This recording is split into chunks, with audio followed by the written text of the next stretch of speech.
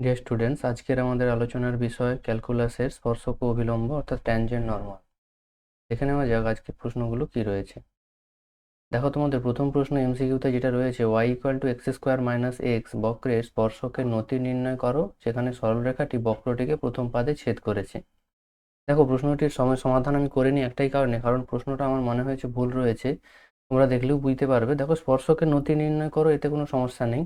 সমস্যাটা রয়েছে যে সরল রেখাটি বক্রটিকে প্রথম পাদে ছেদ করেছে। প্রশ্ন হচ্ছে কোন সরল রেখা বক্রটিকে প্রথম পাদে ছেদ করেছে, সেটা সম্পর্কে কিছু বলা নেই। এবার যদি আমি সরল রেখা বলতে সেটাকে স্পর্শক ধরে নিই, স্পর্শক কখনো বক্রকে ছেদ করবে না, স্পর্শ করবে। এবার সেই স্পর্শবিন্দু কখনো প্রথম পাদে ছেদ করলে প্রথম পাদে একাধিক বিন্দুতে স্পর্শ করতে পারে।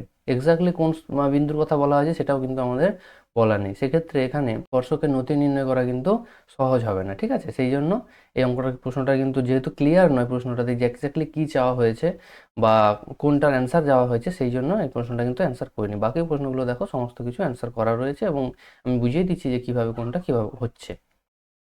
নেক্সট প্রশ্ন দেখো, বলা রয়েছে xy=1 পরাবৃত্তে t,1/t বিন্দুতে স্পর্শকের প্রবণতা নির্ণয় করতে হবে।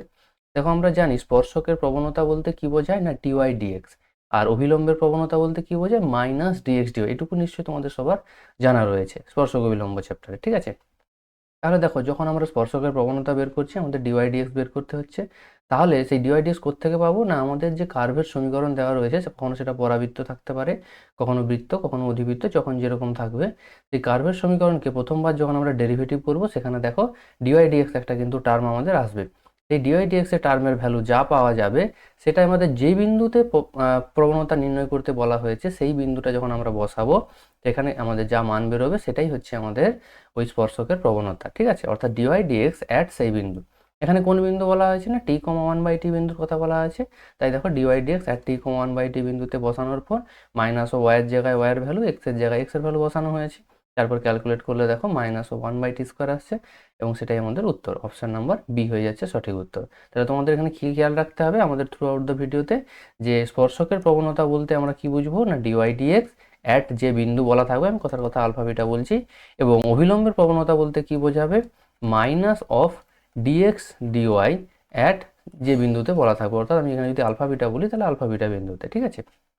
এটা হয়ে যাচ্ছে তোমাদের অভিলম্বের প্রবণতা। এই জিনিসটাই কিন্তু আমাদের থ্রু আউট দ্য ভিডিও খেয়াল রাখতে হবে। আমি কিন্তু আর বারবার বলবো না যে স্পর্শকের প্রবণতা মানে dy dx এবং অভিলম্বের প্রবণতা বলতে -dx dy, ঠিক আছে? নেক্সট দেখো, 3 নম্বর প্রশ্ন বলা আছে, একটা x আর y এর একটা প্যারামেট্রিক ইকুয়েশন দেওয়া রয়েছে এবং এই প্যারামেট্রিক ইকুয়েশন দ্বারা যে বক্র সূচিত হয় তার t=2 বিন্দুতে অভিলম্বের প্রবণতা। একটু আগে আমি মেনশন করলাম, অভিলম্বের প্রবণতা বলতে আমাদের কি বের করতে হবে, -dx dy। কোথায় না, অ্যাট যে বিন্দুতে বলা থাকবে, এখানে t=2 বিন্দুতে বলা হয়েছে। তাহলে ডাইরেক্ট আমরা dx dy বা dy dx বের করতে পারবো না, যেহেতু প্যারামেট্রিক আকারে আছে। তাহলে আমাদের কি করতে হবে না, প্যারামিটারের রেসপেক্টে প্রথম ডেরিভেটিভ করতে হবে। সেই জন্য x আর y কে প্রথম প্যারামিটার t এর রেসপেক্টে ডেরিভেটিভ করা হলো। সেক্ষেত্রে dx dt পাওয়া গেল 2t এবং dy dt পাওয়া গেল 2। এবার আমরা কি জানি স্পর্শকের প্রবণতা বলতে কি বোঝায়, dy dx, কিন্তু আমাদের dy dx এখানে চাওয়া হয়নি, চেয়েছে অভিলম্বের প্রবণতা। আমি তো স্পর্শকের প্রবণতাটা এখানে তোমাদের বের করে দিয়েছি, কারণ আমরা জানি স্পর্শকের প্রবণতা যা হবে -1 করলে সেটাই আমাদের অভিলম্বের প্রবণতা হয়, কারণ dy dx আর dx dy এর মধ্যে রিলেশনটা রয়েছে। তো dy dx এর ভ্যালু কত হচ্ছে, dy dx হচ্ছে dy dt। তোমরা নিশ্চয়ই প্যারামেট্রিকের আকারে জানো যে dy dt divided by dx dt। এটা তোমরা ফার্স্ট অর্ডার ডেরিভেটিভেও করে এসছো, যে প্যারামিটারের আকারে ডেরিভেটিভ আমাদের যখন বের করতে হয়, দুজনকে প্রথম প্যারামিটারের রেসপেক্টে ডেরিভেটিভ করতে হয়, তারপর ডিভাইড করে দিলে আমাদের dy dx চলে আসে। তাহলে সেক্ষেত্রেও আমাদের dy dx টা বের করা হলো। এইবার কোন বিন্দুতে না, t=2 বিন্দুতে বলেছে। তাহলে t এর মান যখন আমরা 2 বসাচ্ছি, তাহলে স্পর্শকের প্রবণতা পাচ্ছি 1/2। আর অভিলম্বের প্রবণতা আমাদের কি হবে না, স্পর্শকের যা প্রবণতা হবে -1 সেটা করলে আমাদের অভিলম্বের প্রবণতা চলে আসবে। অর্থাৎ -dx dy at t=2, সেটা কত আসবে, -2, ঠিক আছে? অর্থাৎ স্পর্শকের প্রবণতা যদি আমরা m হয়, তাহলে অভিলম্বের প্রবণতা হবে -1/m। তাহলে এখানে m বলতে আমাদের স্পর্শকের প্রবণতা এটাই হাফ আছে।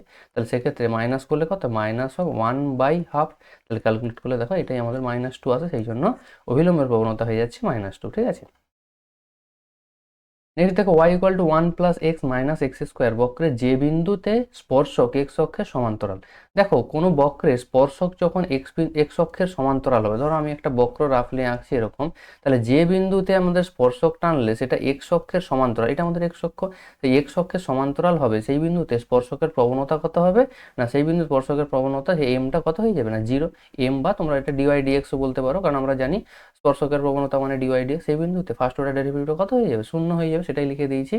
না যে বিন্দুতে স্পর্শকের প্রবণতা এক্স অক্ষের সমান্তরাল স্পর্শক, এর প্রবণতা কত হয়ে যাবে, 0 হয়ে যাবে। এবার প্রবণতা কি জানি না, ডিওয়াই ডিএক্স, দেখো যে ফাংশনটা দেওয়া ছিল তাকে ফার্স্ট অর্ডার ডেরিভেটিভ করলে ডিওয়াই ডিএক্স করলে 1 মাইনাস 2x পাচ্ছি। এই 1 মাইনাস 2xকে 0 করলে এক্স এর ভ্যালু আমরা কত পাচ্ছি, হাফ পাচ্ছি। এবার প্রশ্ন এক্স ইকুয়াল টু হাফ হলে একটা বিন্দুর জন্য আমাদের ওয়াই কোঅর্ডিনেটও দরকার হবে, ওয়াই স্থানাঙ্ক।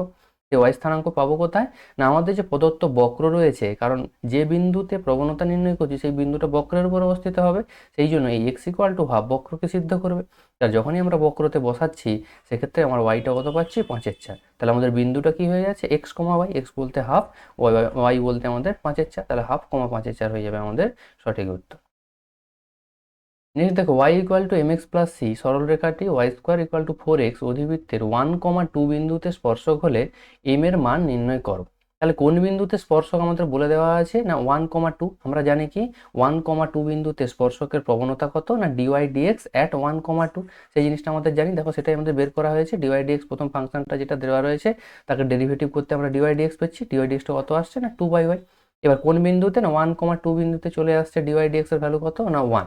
এবার প্রশ্ন হচ্ছে আমি এটাকেই 1m বলে দিয়েছি কেন না, দেখো আমাদের যে সরলরেখার সমীকরণ দেওয়া রয়েছে অর্থাৎ যাকে স্পর্শক বলে দাবি করা হয়েছে y equal to mx plus, এটা একটা সরলরেখা স্ট্যান্ডার্ড ফর্ম।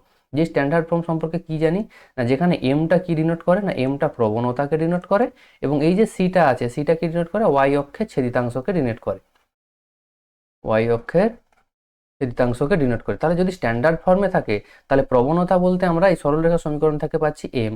আবার আমরা নর্মাল সূত্র অনুযায়ী প্রবণতা বলতে জানি ডিওয়াই ডিএক্স অ্যাট যে বিন্দুতে প্রবণতা নির্ণয় করতে হবে অর্থাৎ 1,2। তাহলে সেক্ষেত্রে এমটাই কত পাচ্ছি না ডিওয়াই ডিএক্স অ্যাট 1,2, যেটার মান 1, সেখানেও এমটার মান 1 হয়ে যাচ্ছে।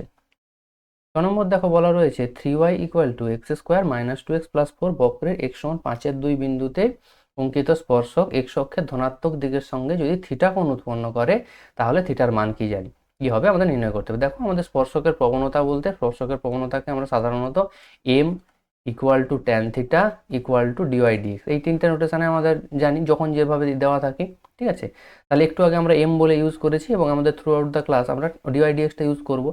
তাহলে এক্ষেত্রে আমাদের যেহেতু কোণটা নির্ণয় করতে হবে, তাহলে আমাদের জানি যে কোনো সরলরেখা এক্স অক্ষের ধনাত্মক দিকের সাথে যদি থিটা কোণ উৎপন্ন করে সেই থিটা কোণের ট্যানের মানটাই হচ্ছে তার প্রবণতা। এটা আমাদের প্রবণতার সংজ্ঞাতেই দেওয়া ছিল। আমাদের কাজ হবে এখন সেই কোণটার মান নির্ণয় করা, সেই থিটার মানটা নির্ণয় করা। তাহলে প্রথম কথা আমরা আগে প্রবণতাটা বের করি। প্রবণতার জন্য কি বের করতে হবে না ডিওয়াই ডিএক্স, এই জন্য ফাংশন যা দেওয়া ছিল তাকে ডেরিভেটিভ করা হয়েছে, সেই ডেরিভেটিভ থেকে ডিওয়াই ডিএক্স বের করা হয়েছে। এবার কোন বিন্দুতে না এক্স ইকুয়াল টু 5/2, তাহলে এক্স ইকুয়াল টু 5/2 বসিয়ে দেওয়া হয়েছে, বসিয়ে দিলে আমাদের প্রবণতা পাচ্ছি কত না 1। এবার আমরা কি জানি না প্রবণতা মানেই আমাদের ট্যান থিটা, তাহলে ট্যান থিটার মান পেয়ে যাচ্ছি 1। আমরা কত জানি না 1 হচ্ছে ট্যান 45 ডিগ্রির ভ্যালু বা π/4 এর ভ্যালু, সেক্ষেত্রে থিটার মান পাচ্ছি 45 ডিগ্রি বা π/4, যখন যেভাবে অপশান থাকবে করবে, কারণ কখনো রেডিয়ানে অপশান থাকে কখনো ডিগ্রিতে অপশান থাকে, ঠিক আছে। তাহলে আমাদের থিটার মান পেয়ে যাচ্ছি 45 ডিগ্রি। নেক্সট দেখো বলা হয়েছে y equal to x square minus 5x plus 6 বক্রের 2,0 বিন্দুতে এবং 3,0 বিন্দুতে অঙ্কিত স্পর্শক দুটির মধ্যবর্তী কোণ। দেখো যখন আমরা কোনো একটা বক্রে স্পর্শক দুটোর মধ্যবর্তী কোণ নির্ণয় করব, সেই মধ্যবর্তী কোণ নির্ণয়ের সূত্র কি জানি না, মধ্যবর্তী কোণ যদি থিটা হয় সূত্র হচ্ছে ট্যান থিটা সমান m1 minus m2 by 1 plus m1 m2। এবার প্রশ্ন হচ্ছে যদি আমরা মধ্যবর্তী সূক্ষ্ম কোণ নির্ণয় করি তাহলে সেক্ষেত্রে আমাদের একটা মডিউলাস দিয়ে দিতে হয়, কারণ মধ্যবর্তী কোণ বলতে এই কোণটাকেও যেমন বোঝায় তেমনি আরেকটা যে কোণ রয়েছে সেই কোণটাকেও কিন্তু বোঝায়। যখন আমরা নর্মাল কোণ বলছি, কোণ বলতে সূক্ষ্ম কোণ বোঝায়, সেই জন্য সূত্রে মডিউলাস দিয়ে দেওয়া হয়, আদারওয়াইজ কিন্তু মডিউলাস দেওয়ার প্রয়োজন পড়ে না যদি আমাদের স্থূল কোণটাও প্রয়োজন হয়। এবার প্রশ্ন হচ্ছে m1 m2 সিগনিফিকেন্স কি না, যে দুটো সরলরেখার মধ্যবর্তী কোণ নির্ণয় করছি তাদের প্রবণতা, m1 হচ্ছে প্রথম সরলরেখার প্রবণতা আর m2 হচ্ছে দ্বিতীয় সরলরেখার প্রবণতা। এখন আমাদের এই m1 m2 কি না, m1 m2 হচ্ছে দুটি স্পর্শকের প্রবণতা, ঠিক আছে। তাহলে প্রথম স্পর্শকটা কি না 2,0 বিন্দুতে প্রবণতা আর দ্বিতীয় স্পর্শক হচ্ছে 3,0 বিন্দুতে প্রবণতা। আমরা কি জানি কোনো বিন্দুতে প্রবণতা নির্ণয় করার জন্য তার ফার্স্ট অর্ডার ডেরিভেটিভের প্রয়োজন হয়। তাহলে প্রথম কি করা হয়েছে না ফাংশনকে ফার্স্ট অর্ডার ডেরিভেটিভ করা হয়েছে যার ভ্যালু আসছে 2x - 5। এবার যখন 2,0 বিন্দুতে প্রবণতা নির্ণয় করা হচ্ছে তখন x এর জায়গায় 2, y এর জায়গায় 0 বসানো হচ্ছে। এবার যেহেতু y এর ভ্যালু বসানোর জায়গা নেই সেই জন্য কি না x এর জায়গায় 2 বসানো হচ্ছে, তাহলে সেক্ষেত্রে ভ্যালু আসছে -1। এবং 3,0 বিন্দুতে যখন আমরা প্রবণতা নির্ণয় করছি তখন x এর জায়গায় আমাদের বসানো হচ্ছে 3, সেক্ষেত্রে ভ্যালু আসছে +1। তাহলে এবার স্পর্শক দুটির মধ্যবর্তী কোণ যদি থিটা হয় তাহলে এক্ষুনি আমরা সূত্র জানলাম tan θ = modulus of m1 - m2 / 1 + m1 m2। তাহলে এখন m1 বলতে আমরা যে কোনো একটা প্রবণতাকে m1 এবং অপরটাকে m2 ভাবতে পারি। এখানে m1 m2 অল্টারনেট করলেও কিন্তু কোনো সমস্যা নেই, মানে তোমরা m1 কেও 1 বলতে পারো, m2 কেও -1 বলতে পারো, সেক্ষেত্রে কিন্তু কোনো মানের পরিবর্তন হবে না, কারণ আমরা বাইরে মডিউলাস দিয়ে রেখেছি, অর্থাৎ আমরা সূক্ষ্মকোণই পাবো। ঠিক আছে, তাহলে সেটা যখন আমরা ক্যালকুলেট করছি কত চলে আসছে না হরের মধ্যে 0 চলে আসছে। আমরা যখনই জানি হর 0 মানে কি ইনফিনিটি। এবার প্রশ্ন হচ্ছে ট্যান থিটা কি ইনফিনিটি হতে পারে? হ্যাঁ হতে পারে। আমরা জানি ট্যাবুলার ভ্যালুতে ট্যান 90 ডিগ্রির ভ্যালু ইনফিনিটি, তাহলে সেখানে আমরা বলতে পারি থিটা সমান 90 ডিগ্রি। অর্থাৎ যে দুটো স্পর্শকের কথা বলা হয়েছে সেই দুটো স্পর্শক একে অপরের সাথে লম্ব। ঠিক আছে, নেক্সট দেখো বলা হয়েছে x = y² অধিবৃত্তের ওপর যেই বিন্দুতে যার ভুজ কোটির দ্বিগুণ স্পর্শকের সমীকরণ নির্ণয় করো। অর্থাৎ সেই বিন্দুতে স্পর্শকের সমীকরণ নির্ণয় করতে হবে যেখানে ভুজটা কোটির দ্বিগুণ। ভুজ বলতে কি জানি না x স্থানাঙ্ক, আর কোটি বলতে জানি y স্থানাঙ্ক। তাহলে প্রথম কথা আমাদের সেই বিন্দুটা নির্ণয় করতে হবে। তাহলে আমি সেটা দেখো বিন্দুটাকে ধরে নিয়েছি 2α, আলফা, কারণ আলফাটা হচ্ছে আমার কোটি আর 2 আলফাটা হচ্ছে ভুজ, তবেই না আমাদের ভুজটা কোটির দ্বিগুণ হবে। তাই ভুজটাকে আমাদের 2 আলফা ধরা হয়েছে এবং কোটিটাকে হচ্ছে আলফা ধরা হয়েছে। তাহলে এবার প্রশ্ন হচ্ছে যেহেতু বিন্দুটা আমাদের বক্রের উপর অর্থাৎ এখানে অধিবৃত্তের উপর অবস্থিত, তাহলে একে স্যাটিসফাই করবে না। অধিবৃত্তের সমীকরণকে যখন স্যাটিসফাই করাচ্ছি আমরা কত পাচ্ছি? আলফার মান পাচ্ছি 2। তাহলে আলফা যখন 2 পাচ্ছি তাহলে বিন্দুটা কত হয়ে যাবে? 2 আলফা, আলফা, অর্থাৎ 2 × 2, 2, অর্থাৎ আমাদের 4, 2 হয়ে যাচ্ছে বিন্দুটা। তাহলে আমাদের কাজ কি হবে? এই 4, 2 বিন্দুতে স্পর্শকের সমীকরণ নির্ণয় করতে হবে। আবারও সেই কাজ একই, স্পর্শকের সমীকরণ নির্ণয় করতে গেলে স্পর্শকের প্রবণতার প্রয়োজন হবে। সেই স্পর্শকের প্রবণতার জন্য আমাদের dy/dx বের করতে হবে। তাহলে দেখো dy/dx এর ভ্যালু বেরিয়েছে 1/2y। এইবার যে বিন্দুতে স্পর্শকের সমীকরণ নির্ণয় করতে হবে সেই বিন্দুতে স্পর্শকের প্রবণতার মান নির্ণয় করতে হবে, অর্থাৎ 4, 2 বিন্দুতে মান নির্ণয় করতে হবে, সেটা বাড়াচ্ছে 1/4। তাহলে স্পর্শকের সমীকরণ অর্থাৎ একটা সরলরেখা সমীকরণের যা সূত্র সেটাই আমাদের স্পর্শকের সমীকরণের সূত্র। এবার প্রশ্ন হচ্ছে আমাদের সেই সমীকরণের সূত্র কোনটা লাগাবো? না যে সমীকরণে আমাদের একটা প্রবণতা এবং বিন্দুর প্রয়োজন হয়, কারণ এক্ষেত্রে আমাদের কি বেরিয়েছে যে বিন্দুতে স্পর্শক আঁকতে হবে সেই বিন্দুটা জানা এবং সেই স্পর্শকের প্রবণতা জানা। তাহলে আমরা কি করবো না বিন্দু প্রবণতা আকার ইউজ করবো। বিন্দু প্রবণতার আকার কি ছিল না y - y1 = m × x - x1, যেখানে x1 y1টা হচ্ছে আমাদের বিন্দু এবং mটা হয়ে যাচ্ছে প্রবণতা। তাহলে এক্ষেত্রে আমাদের mটা কত না mটা হচ্ছে 1/4, সেই জন্য m এর জায়গায় দেখো 1/4 বসানো হয়েছে, আর x1 y1 এর জায়গায় আমাদের যে বিন্দু 4, 2 বেরিয়েছে সেটা বসানো হয়েছে। তারপর দেখো সিম্পল সাইড চেঞ্জ করে ক্যালকুলেট করলে আমাদের অ্যান্সারটা আসছে x - 4y + 4 = 0, অর্থাৎ অ্যান্সার আমাদের বি হয়ে যাচ্ছে সঠিক উত্তর। ঠিক আছে, এরপর দেখো 2 নম্বরের প্রশ্ন যেটা দেওয়া রয়েছে x = ct + c/t এবং y = ct - c/t সমপরাবৃত্তে t = 2 বিন্দুতে স্পর্শকের সমীকরণ। দেখো সেই আবারও প্রশ্নটা একই, স্পর্শকের সমীকরণের নিয়ম কি না y - y1 = m × x - x1, অর্থাৎ যে বিন্দুতে নির্ণয় করতে হবে সেই বিন্দুটা এবং সরলরেখার প্রবণতা দরকার, সেই সরলরেখার প্রবণতাটা আমাদের বের করতে হবে। তাহলে প্রবণতার জন্য আমরা কি জানি ফার্স্ট অর্ডার ডেরিভেটিভ করে যে বিন্দুতে বের করতে বলেছে সেই বিন্দুর মান বসালে প্রবণতা চলে আসবে। আর যে বিন্দুটা সেটা আমাদের প্যারামিটার আকারে দেওয়া রয়েছে, সেখানে t = 2, যেহেতু আমাদের t = 2 বিন্দুতে বলেছে তাই t = 2 বসালে বিন্দুটাও চলে আসবে।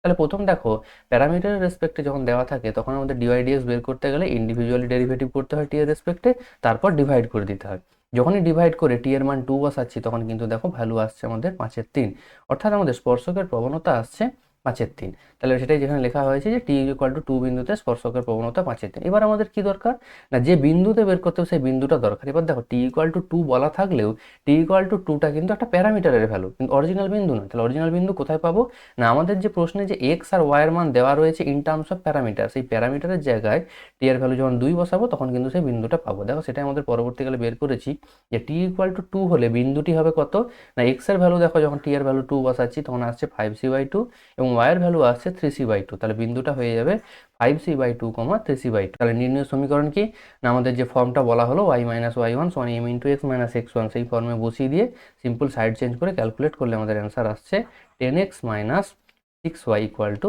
সি, এটাই হয়ে যাবে আমার উত্তর। এখানে কিন্তু তোমাদের কখনো ভাবার কারণ নেই যে সিটা এখানে আননোন কনস্ট্যান্ট থেকে গেল, কারণ সিটা দেখো আমাদের যে প্যারামেট্রিক সমীকরণটা দেওয়া ছিল x equal to c t plus c y t এবং y equal to c t minus c y t, সেই সি, ঠিক আছে। অর্থাৎ আননোন কিন্তু আমরা ধরিনি, অতএব এটা নিয়ে কোনো সমস্যা নেই, এটা প্রশ্নেই দেওয়া ছিল, অতএব এটা আমাদের সমীকরণে থাকতে পারে, ঠিক আছে। নেক্সট দেখো আবার এক্স আর ওয়াই এর একটা প্যারামেট্রিক সমীকরণ দেওয়া রয়েছে, প্যারামিটারটা এখানে থিটা, তাহলে আমাদের চেয়েছে থিটা ইকুয়াল টু π/4 বিন্দুতে অভিলম্বের সমীকরণ। তাহলে অভিলম্বের সমীকরণের ক্ষেত্রে আমাদের ফর্মুলাটা সেম থাকবে, y মাইনাস y1 সমান m into x minus x1।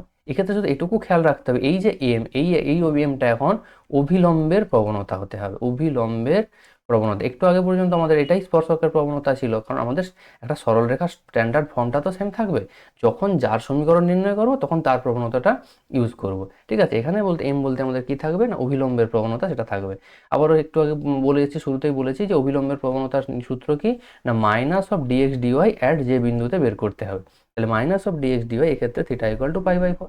তাহলে যখনই আমাদের ডিএক্স ডিওয়াই বের করতে হবে, তাহলে ইন্ডিভিজুয়ালি আগে এক্স এর রেসপেক্টে ডেরিভেটিভ করা, এক্স কে থিটার রেসপেক্টে এবং ওয়াইকেও থিটার রেসপেক্টে আগে ডেরিভেটিভ করা হয়েছে। তারপর যেহেতু ডিএক্স ডিওয়াই দরকার, তাই উপরে ডিএক্স ডি থিটা আমাদের কি সূত্র হয়ে যাবে না dx d theta divided by dy d theta, এই ভ্যালুটা বসিয়ে তার আগের দিয়ে একটা মাইনাস সাইন থাকবে, ক্যালকুলেট করলে দেখো আমাদের আসছে 3 sine cube theta by 3 cos cube theta. এটা তোমরা নিশ্চয়ই যে সাইডে দেখো ক্যালকুলেশনগুলো দেখানো রয়েছে, তোমরা জাস্ট ডিভাইড করে থিটার জায়গায় π/4 যখন বসাবে আমাদের জানি কি না tan π/4 এর ভ্যালু অর্থাৎ tan 45 ডিগ্রির মান 1, তাহলে সেক্ষেত্রে আমাদের অভিলম্বের প্রবণতা কত চলে আসছে 1। তাহলে থিটা ইকুয়াল টু π/4 বিন্দুটি এবারে বের করতে হবে, কারণ দেখো থিটা ইকুয়াল টু π/4 এ যে আমাদের বিন্দুটা সেটা কিন্তু প্যারামিটার আকারে দেওয়া রয়েছে। তাহলে আমাদের কাজ কি হবে না এর আগের যে অঙ্কটা করেছি তার মতোই বিন্দুটাকে আমাদের নর্মাল আকারে বের করতে হবে। তাহলে কত বসাবো না থিটার জায়গায় π/4 বসালে বিন্দুটা বেরিয়ে আসবে। দেখো এক্স এর যে ভ্যালু দেওয়া ছিল সেখানে থিটার জায়গায় π/4 যখন বসাচ্ছি আমাদের বিন্দুটা বেরিয়ে আসছে 5√2/4, আবার ওয়াইয়ের ভ্যালুটা বেরিয়ে আসছে সেটাও 5√2/4। তাহলে বিন্দুটা হয়ে যাচ্ছে কত 5√2/4, 5√2/4। তাহলে দেখো আমাদের বিন্দু জানা এবং প্রবণতা জানা, তাহলে এবারে আমরা নিশ্চয়ই অভিলম্বের সমীকরণ নির্ণয় করতে পারবো এই যে উপরে ফর্মুলাটা রয়েছে এই ফর্মুলাটা অ্যাপ্লাই করে। তাহলে অভিলম্বের সমীকরণ কত হবে না y মাইনাস y1 সমান m বলতে 1 ইন্টু এক্স মাইনাস x1। তারপর সিম্পল সাইড চেঞ্জ করলে দেখো আমাদের অ্যান্সারটা আছে x ইকুয়াল টু y, বা তোমরা আরও ডান দিকের ওয়াইটাকে বাঁ দিকে নিয়ে চলে আসতে পারো x minus y equal to 0, যে কোনো একটা ফর্মে কিন্তু রাখতে পারো, ঠিক আছে। 3 দেখো বলা হয়েছে x cube plus y cube equal to 3aXy বক্রের উপর 3a/2, 3a/2 বিন্দুতে অভিলম্বের সমীকরণ। একটু আগেই একটা অভিলম্বের সমীকরণ বের করা হলো, এখানে ফর্মটা সেম, শুধু আগেরটা প্যারামিটার ছিল, এটা নর্মাল ফর্ম দেওয়া হয়েছে। তাহলে অভিলম্বের ক্ষেত্রে আমাদের প্রবণতা নির্ণয়ের সূত্র কি না প্রবণতা নির্ণয়ের সূত্র হচ্ছে minus of dx dy at সেই বিন্দু। তাহলে দেখো সে finally minus of dx d y বের করতে হবে, কিন্তু ডাইরেক্ট আমরা ডিএক্স ডিওয়াই বের করছি না, আগে আমাদের নর্মাল যা রুল আছে এক্স এর রেসপেক্টে ডেরিভেটিভ করছি। তাহলে যখনই এক্স এর রেসপেক্টে ডেরিভেটিভ করলে কি বেরোবে না ডিওয়াই ডিএক্স বেরোবে, না ডিওয়াই ডিএক্স যা বেরোবে আমাদের কাজ হবে ডিএক্স ডিওয়াই বের করতে গেলে উল্টে দেওয়া আর সামনে একটা নেগেটিভ সাইন দিয়ে দেওয়া। সেটাই দেখো অভিলম্বের প্রবণতা বলতে বের করা হয়েছে মাইনাস অফ ডিএক্স ডিওয়াই সমান এটাকে উল্টে দেওয়া হয়েছে এবং একটা মাইনাস দিয়ে মাল্টিপ্লাই করে দেওয়া হয়েছে। বা তোমরা বলবে যে মাইনাসটা কোথায়, দেখো উপরে দেখো ছিল ay মাইনাস এক্স স্কোয়ার, সেটাই যখন অভিলম্বের কাছে চলে এসছে তখন কি এক্স স্কোয়ার মাইনাস ay হয়ে গেছে, অর্থাৎ মাইনাসটাকে অ্যাবজর্ব করে দেওয়া হয়েছে, ঠিক আছে। এটা কিন্তু তোমরা ক্যালকুলেশনগুলো একটু নিজেরা সতর্কভাবে করবে, এখানে কিন্তু কিছু কিছু ছোটো ছোটো স্টেপস এগুলো কিন্তু জাম্প করানো আছে, ঠিক আছে। বেসিক ক্যালকুলেশনগুলো জাম্প করা আছে, তোমাদের যদি ডাউট মনে হয় তোমরা নিজেরা ক্যালকুলেট করবে, দেখবে ফাইনালি অ্যান্সার আমাদের সেমই আসছে, কোনো সমস্যা নেই। তাহলে আমাদের অভিলম্বের প্রবণতা কত আসছে না 1। তাহলে এবার বিন্দু দেওয়া আছে আর প্রবণতা পেয়ে গেছি, তাহলে সমীকরণ কি হবে না y মাইনাস y1 সমান m into x minus x1। তারপর বসিয়ে দেওয়ার পর সিম্পল ক্যালকুলেট করলে এই ক্ষেত্রে আমাদের ভ্যালুটা আসছে x ইকুয়াল টু y বা x minus y equal to 0। তার সমীকরণটা আগে যেটা ছিল সেটাই আসছে, কিন্তু খেয়াল রাখতে হবে দুটো অঙ্ক অবশ্যই একই না, দুটো ডিফারেন্ট অঙ্ক, তো প্রসেসটা একই থাকবে কিন্তু আমাদের কাজগুলো করে যেতে হবে, ঠিক আছে। নেক্সট অঙ্ক দেখো x cube minus x square minus 2x plus y minus 4 equal to 0 বক্রের উপর যেসব বিন্দুতে প্রবণতা 1 বলে দেওয়া আছে সেক্ষেত্রে আমাদের বিন্দুর স্থানাঙ্কটা নির্ণয় করতে হবে। তাহলে এখন প্রবণতাটা আমাদের বলে দেওয়া আছে, সেই শর্তটা আমরা যদি কাজে লাগাবো, কাজে লাগালে আমাদের কি আসবে না বিন্দুটা বেরিয়ে আসবে। দেখো প্রবণতাটা বের করতে গেলে কি করতে হয় না ফার্স্ট অর্ডার ডেরিভেটিভ করতে হয়। তাহলে ফার্স্ট অর্ডার ডেরিভেটিভ করার পর শর্ত বলা আছে এরই মান কত না 1। দেখো সেটাই আমি করেছি যে ফার্স্ট অর্ডার ডেরিভেটিভ করলেই আমাদের স্পর্শকের প্রবণতা পাই বা নতিমাত্রা পাই, সেটার মান কত বলা আছে 1 বলা আছে। তারপর দেখো সাইড চেঞ্জ করে যখন ক্যালকুলেট করছি তখন এটা এক্স এর একটা দ্বিঘাত সমীকরণ আসছে, অর্থাৎ এক্ষেত্রে থেকে আমরা এক্স এর দুটো মান পাচ্ছি, একটা এক্স ইকুয়াল টু 1 আর একটা হচ্ছে এক্স ইকুয়াল টু -1/3। এবার প্রশ্ন হচ্ছে দুটো মানের মধ্যে কি আমাদের একটা গ্র্যান্টেড হবে নাকি দুটোই গ্র্যান্টেড হবে? দেখো কোনো বক্রে দুটো বিন্দুতে কিন্তু একই প্রবণতা থাকতে পারে, সেক্ষেত্রে আমাদের কোনো মানটাকে বাদ দিলে চলবে না। সেই জন্য আমাদের যখন x=1 হচ্ছে তখন আমরা y এর মান বের করছি 6 বের হচ্ছে, আবার x= যখন -1/3 হচ্ছে সেক্ষেত্রে y এর মান বের করছি আসছে 94/27, অর্থাৎ 3 পূর্ণ 13/27। অর্থাৎ এক্ষেত্রে আমাদের দুটো বিন্দু হবে, এক হচ্ছে 1,6, একটা -1/3, 3 পূর্ণ 13/27। ঠিক আছে, এক্ষেত্রে কিন্তু তোমরা কখনোই করবে না যে নেগেটিভ ভ্যালু আসছে বলে বাদ দিয়ে দিলাম, কারণ এটা স্থানাঙ্ক, এক্ষেত্রে কিন্তু দুটো ভ্যালুতে কিন্তু একই প্রবণতা থাকতে পারে, সেই জন্য দুটো ভ্যালুই আমাদের এখানে গ্র্যান্টেড হবে। ঠিক আছে, আজ বলা আছে y² = 8x অধিবৃত্তের স্পর্শকের সমীকরণ নির্ণয় করো যেটি x অক্ষের ধনাত্মক দিকের সাথে 45 ডিগ্রি কোণ করে আছে। দেখো কোনো স্পর্শক যদি 45 ডিগ্রি কোণ করে থাকে x অক্ষের ধনাত্মক দিকের সাথে, সেক্ষেত্রে আমরা কি জানি না তার প্রবণতাটা বের করতে পারবো, কারণ প্রবণতার শর্তই ছিল যে কোনো সরলরেখা ধনাত্মক দিকের সাথে যদি থিটা কোণ উৎপন্ন করে তাহলে প্রবণতা হয় tan থিটা। তাহলে এই ক্ষেত্রে থিটা বলতে 45 আছে, তাহলে স্পর্শকের প্রবণতা হয়ে যাবে 1। ঠিক আছে, তাহলে স্পর্শকের প্রবণতা আমরা পেয়ে গেলাম। এবার প্রশ্ন হচ্ছে যে স্পর্শকের সমীকরণ আমাদের নির্ণয় করতে হবে, সেই স্পর্শকের প্রবণতাটা আমরা সমীকরণ থেকে বের করব। সমীকরণ থেকে প্রবণতা কিভাবে বের করব না, সমীকরণ থেকে প্রবণতা বের করার নিয়ম হচ্ছে যে ফার্স্ট অর্ডার ডেরিভেটিভ করে যে বিন্দুতে বের করেছি সেটা বসানো। তাহলে ফার্স্ট অর্ডার ডেরিভেটিভ করলে আমাদের কত আসছে না 4/y। এবার প্রশ্ন হচ্ছে কোন বিন্দু সেটা আমরা জানি না, তাই ডাইরেক্ট কী করেছে না xy বিন্দু করা হয়েছে। তাই xy বিন্দুতে প্রবণতা xy আকারেই থাকবে। এবার কেউ যদি মনে করো তোমরা আলফা বিটার আকারে ধরে নেবে যে বিন্দুটি হলো আলফা বিটা, সেক্ষেত্রেও কোনো সমস্যা নেই। তাহলে আমাদের কত আসবে সেক্ষেত্রে dy dx at alpha beta কত আসবে 4/β। তাহলে 4/β = আমাদের প্রবণতা কত বলা আছে 1। তাহলে 4/β = যখন তোমরা 1 করবে এখান থেকেও তোমরা বিটার মান কিন্তু 4 পাবে, যেটা আমার y এর মান 4 বেরিয়েছে। অর্থাৎ একই কথা, আমি xy বিন্দুতে করেছি তাই y এর মান 4 বেরিয়েছে। তোমরা যদি আলফা বিটা বিন্দুতে করতে চাও তাহলে বিটার মান 4 বেরোবে, সেক্ষেত্রে কিন্তু কোনো সমস্যা নেই। তাহলে যখনই আমরা y এর মান পেয়ে যাচ্ছি, তাহলে y এর মান 4 হলে বা বিটার মান 4 হলে সেক্ষেত্রে আমাদের সমীকরণ থেকে কি পাবো, আলফার মান বা x এর মানটা পেয়ে যাবো। অর্থাৎ প্রপারলি আমাদের বিন্দুটা হয়ে যাবে 2,4। ঠিক আছে, অর্থাৎ x, y যা মান আসবে বা তোমাদের ক্ষেত্রে আলফা, বিটা যা আসবে সেটাই আমাদের মান। স্পর্শকের সমীকরণ কি জানি না y - y1 = m × x - x1। তাহলে y - y1 m বলতে কত না যা প্রবণতা বেরিয়েছিল না, প্রবণতা দেওয়াই ছিল আমাদের 1। তাহলে সেক্ষেত্রে সেই প্রবণতাটা বসিয়ে দিলে যা সমীকরণ আসছে x - y + 2 = 0। ঠিক আছে, নেক্সট দেখো y = x² অধিবৃত্তের p বিন্দুতে অভিলম্বের সমীকরণ আমাদের বলা আছে যে একটা প্রদত্ত সরলরেখার সাথে সমান্তরাল, সেক্ষেত্রে p বিন্দু স্থানাঙ্ক নির্ণয় করো। দেখো কোন বিন্দুতে অভিলম্ব সেটা কিন্তু আমাদের বলা নেই, শুধু এটুকু বলা আছে যে অভিলম্বটা আমাদের একটা প্রদত্ত যে সরলরেখা আছে তার সাথে সমান্তরাল। তাহলে প্রদত্ত সরলরেখার সাথে যদি সমান্তরাল হয় তাহলে অভিলম্বের প্রবণতা আর সেই সরলরেখার প্রবণতা এই দুটো কি হয়ে যাবে না সমান হয়ে যাবে, কারণ আমরা জানি দুটি সরলরেখা পরস্পর সমান্তরাল হলে সেক্ষেত্রে তাদের প্রবণতাগুলো সমান হয়। তাহলে এবার প্রশ্ন হচ্ছে অভিলম্বের প্রবণতা তো আগে বের করতে হবে, তারপর ওই প্রদত্ত সরলরেখার প্রবণতার সাথে সেটা সমান করব। অভিলম্বের প্রবণতা কি জানি না -dx dy। এবার dy dx আমাদের নর্মাল ডেরিভেটিভ করলে পেরিয়ে আসছে কত না 2x। তাহলে -dx dy কত হবে -1/2x। এবার এই যে প্রবণতা আর প্রদত্ত সরলরেখার প্রবণতা এই দুটো সমান হবে, কারণ তারা সমান্তরাল বলা আছে। দেখো প্রদত্ত সরলরেখার প্রবণতা কত -1/4। কি করে পাবে না, তোমাদের সবসময় স্ট্যান্ডার্ড ফর্মটা মনে রাখতে হবে, y = mx + c। এই ফর্মে যদি আমরা কোনো সরলরেখার সমীকরণকে ফেলে দিই তাহলে m বলতে যেটা থাকবে সেটাই আমাদের প্রবণতা।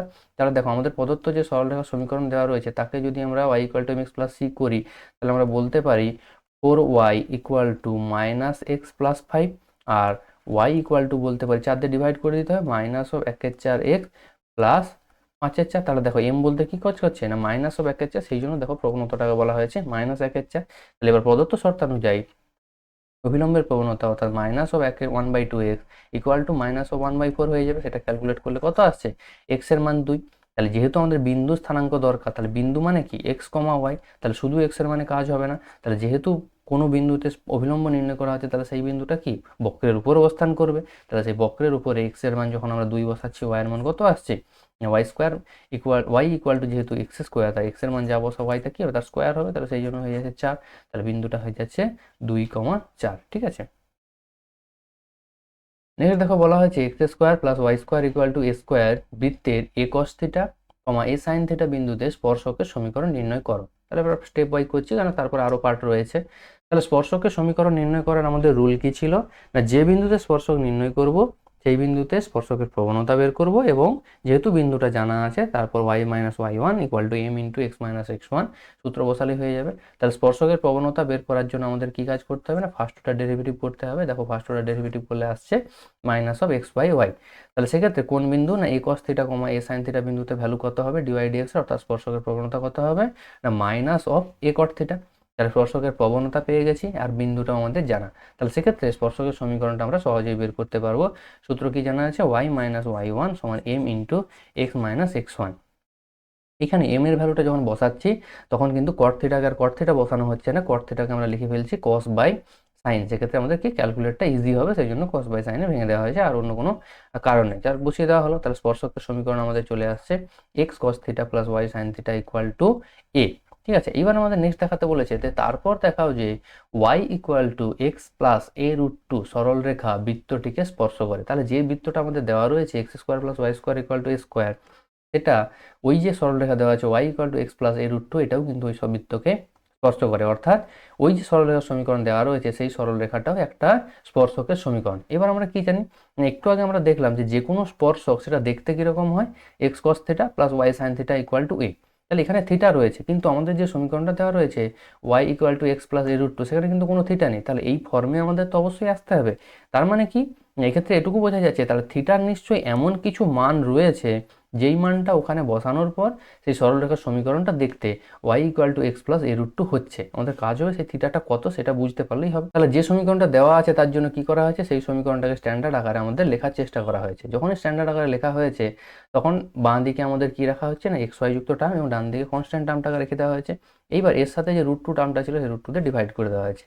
দেখো আমাদের এই মাইনাস ও ওয়ান বাই রুট টু এটা মানে কি জানি কস 135 ডিগ্রির ভ্যালু। দেখো সেটা আমি তোমাদের সাইডে মেনশন করে দিচ্ছি ক্লাস 11-এর কনসেপ্ট। আবার এই যে ওয়ান বাই রুট টু আছে, ওয়ান বাই রুট টুটা যেমন সাইন 45-এর ভ্যালু তেমনি এটা আবার সাইন 135-এর ভ্যালুও বটে। তাহলে এটা সাইন আমাদের যেহেতু একই থিটা দরকার সেই জন্য এটাকেও 135-এর আকারে লেখা হলো।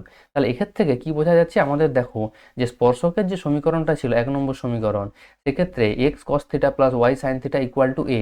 দেখো আমাদের এই সমীকরণটাও কিন্তু এখন সেই ফর্মে চলে আসছে, শুধু থিটা বলতে কত কাজ করছে না 3π/4। তার মানে এখন আমরা বলতে পারি যে ওই সমীকরণটাই যেটা আমাদের দেওয়া ছিল সেটা আদতে ওই যে বৃত্ত ছিল তার একটি স্পর্শক। এটা কিন্তু আমাদের বুঝতে আর কোনো অসুবিধা নেই। এবং স্পর্শবিন্দু কোথায় হবে না a cos theta comma a sine theta, কারণ বলাই ছিল আমাদের যে এ cos theta comma a sine theta বিন্দুতে স্পর্শকের সমীকরণ। তাহলে স্পর্শকটা বিন্দুটা কত হবে না a cos theta comma a sine theta. না আমাদের এই প্রদত্ত ক্ষেত্রের ক্ষেত্রে থিটাটা কত না থিটাটাই বলাই হয়েছে 3π/4 বা 135 ডিগ্রি। তাহলে সেইখানে থিটার জায়গায় 3π/4 বসালে আমাদের বিন্দুটা চলে আসছে minus of a by root two comma a by root two. ঠিক আছে, নেক্সট বলা হয়েছে 2x square plus 3y square equal to 30 উপবৃত্তের যে সমস্ত স্পর্শক x plus y plus 18 equal to 0 সরলরেখার সমান্তরাল তাদের সমীকরণ নির্ণয় করো। তাহলে আমাদের কাদের সমীকরণ নির্ণয় করতে হবে না, সেই সমস্ত সরলরেখার এই যে প্রদত্ত সরলরেখার সমান্তরাল যে কোনো স্পর্শক।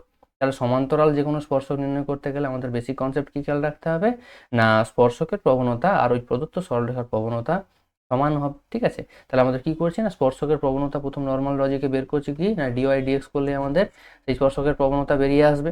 তাহলে এবার ধরে নিচ্ছি যে আলফা কমা বিটা বিন্দুতে স্পর্শকের সমীকরণ আমাদের নির্ণয় করতে হবে।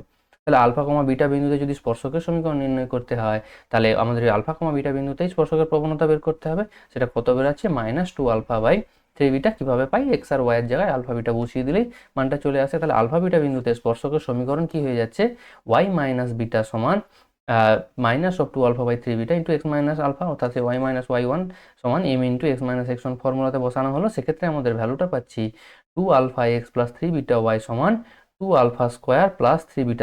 এবার দেখো এই 2α² প্লাস 3β² চেঞ্জ করে পরের লাইনে আমি 30 করে দিয়েছি। এবার প্রশ্ন হচ্ছে কেন, দেখো যেহেতু আলফা বিটা আমাদের প্রদত্ত যে সমীকরণ 1 নম্বর যে সমীকরণ তার উপরে অবস্থিত, কারণ আলফা বিটা বিন্দুতে স্পর্শক নির্ণয় করছি মানে কি আলফা বিটা বিন্দুটা অবশ্যই ওই উপবৃত্ত বা বক্রের উপর অবস্থান করবে। তাহলে যখনই আলফা বিটা ওই 1 নম্বর বক্রের উপর অবস্থান করবে তাহলে কি না এটা হয়ে যাবে 2α² প্লাস 3β² সমান 30। এই সমীকরণটা স্যাটিসফাই করবে। তার মানে যেখানে যেখানে আমরা 2α² প্লাস 3β² পাবো তার পরিবর্তে 30 লিখতে পারি, সেই জন্য এখানে 30 লিখে দেওয়া হয়েছে। ঠিক আছে, তাহলে আমাদের স্পর্শকের সমীকরণ কি চলে আসছে না 2αx plus 3βy minus 30 equal to 0।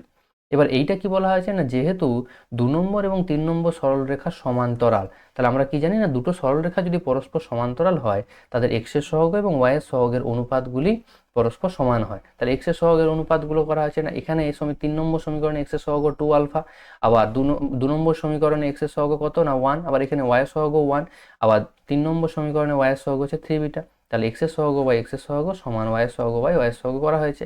এবার আমরা কি করেছি না, তাকে কে ধরে নিয়েছি, যেহেতু দুটো সমান তাহলে আমরা তাকে কে ধরে নিয়েছি, তাহলে সেটা কে ধরে নেওয়ার পর আলফার মান কত পাচ্ছি, k/2 এবং বিটার মান পাচ্ছি k/3 ক্যালকুলেট করলে। কারণ আমরা কি জানি, তিনটে অনুপাত যদি একে অপরের সাথে সমান হয় তাহলে প্রত্যেকটাই সেটা k এর মানের সাথে সমান। তাহলে 2 আলফা ইকুয়াল টু k যখন করবো, এখান থেকে আলফা পাবো k/2, আবার 3 বিটা ইকুয়াল টু যখন k করছি তখন বিটার মান পাচ্ছি k/3। এবার আবার কি জানি না, আলফা বিটা বিন্দুটি 1 নম্বর উপবৃত্তের উপর অবস্থিত, একটুই বললাম, তাহলে ওই বৃত্তকে স্যাটিসফাই করবে, উপবৃত্তকে স্যাটিসফাই করবে। তাহলে উপবৃত্তে আলফার জায়গায় আমি k/2 বসাচ্ছি এবং বিটার জায়গায় k/3 বসিয়ে দিচ্ছি। বসানোর পর k এর মান কত বেরিয়ে আসছে না, +/6 আমাদের বেরিয়ে আসছে। তাহলে এবার আমাদের কি দরকার না, আমাদের সেই স্পর্শকের সমীকরণ দরকার। তাহলে স্পর্শকের সমীকরণ হচ্ছে আমাদের এই 3 নম্বর যে সমীকরণ, এই 3 নম্বর সমীকরণটাই হচ্ছে স্পর্শকের সমীকরণ। তাহলে এই 3 নম্বর সমীকরণে আলফা আর বিটার মান বসাবো। দেখো আমি ডাইরেক্ট এখানে আলফা বা বিটার মান না বসিয়ে, যেহেতু আমাদের এখানে এসেছিল 2 আলফা ইকুয়াল টু কে আর 3 বিটা ইকুয়াল টু কে, আর আমাদের যে সমীকরণ আছে সেখানেও 2 আলফা এবং 3 বিটারই মান প্রয়োজন, সেই জন্য 2 আলফার ভ্যালু আমরা বের করেছি। 2 আলফা মানেই কে, তার মানে কে মানে আবার একটু আগে পেলে +/6, তাহলে 2 আলফা 3 বিটার ভ্যালু যখন আমরা বসিয়ে দিচ্ছি তাহলে কত আসছে, +/6x +/6y -30। এবার যখন প্লাস মাইনাস আমরা অল ওভার কমন নিয়ে +/6 কমন নিয়ে ক্যান্সেল আউট করাবো, তাহলে এটা হয়ে যাবে x, এটা হয়ে যাবে y, আর 30-র ক্ষেত্রে প্লাস মাইনাস কমন নিলে এটা কি হয়ে যায় না, -+5 হয়ে যায়। এবার +-5 আর -+5 এর মধ্যে সেভাবে কোনো পার্থক্য নেই, সেই জন্য ওটাকে চেঞ্জ করে আবার +-5ই লেখা হয়েছে। তাহলে স্পর্শকের সমীকরণ হয়ে যাচ্ছে x + y +- 5 = 0, অর্থাৎ x + y + 5 = 0 একবার, আর x + y - 5 = 0 একবার, অর্থাৎ এক্ষেত্রে দুটো সমীকরণ আমরা পাচ্ছি। ঠিক আছে।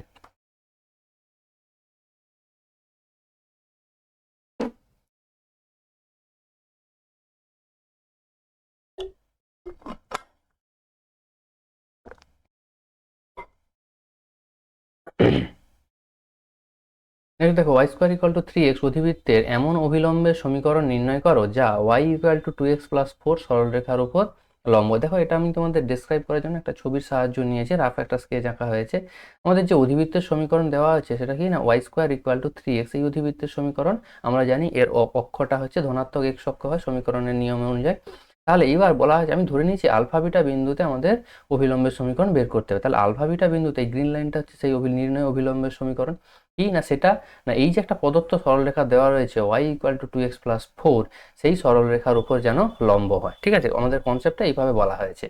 ঠিক আছে, সেটাই আমাদের বের করতে হবে, আমাদের এই গ্রিন লাইনের সমীকরণটাই বের করতে হবে। সেই জন্য ধরে নেওয়া হয়েছে, ধরি 1 নম্বর অধিবৃত্তের ওপর আলফা, বিটা বিন্দুতে অভিলম্ব 2 নম্বর সরলরেখার উপর লম্ব, এটাই আমরা ধরে নিলাম। অর্থাৎ আলফা বিটা বিন্দুতে আমরা অভিলম্বের প্রবণতা বের করব এবং সেখান থেকে আমাদের যে প্রদত্ত সরলরেখা দেওয়া রয়েছে তার প্রবণতার গুণফল কত করব, -1 করব। কারণ আমরা কি জানি যে দুটো সরলরেখা পরস্পর লম্ব যদি হয় তাহলে তাদের প্রবণতার গুণফল -1 হয়, এটা তোমাদের সরলরেখার কনসেপ্ট থেকে জানা রয়েছে। তাহলে এখান থেকে আমরা কি করছি না, ডিফারেন্সিয়েটিং উইথ রেসপেক্ট টু অভিলম্বের প্রবণতা মানে কি জানি, -dx dy, তাহলে differentiating with respect to x করে dy dx বের করছি। dy dxটা আমাদের কত আসছে না, 3/2y।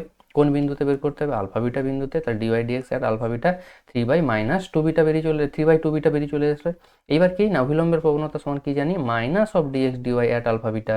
তার মানে dy dx যা বেরিয়েছিল তাকে উল্টাতে হবে এবং একটা সামনে মাইনাস গুণ করতে হবে।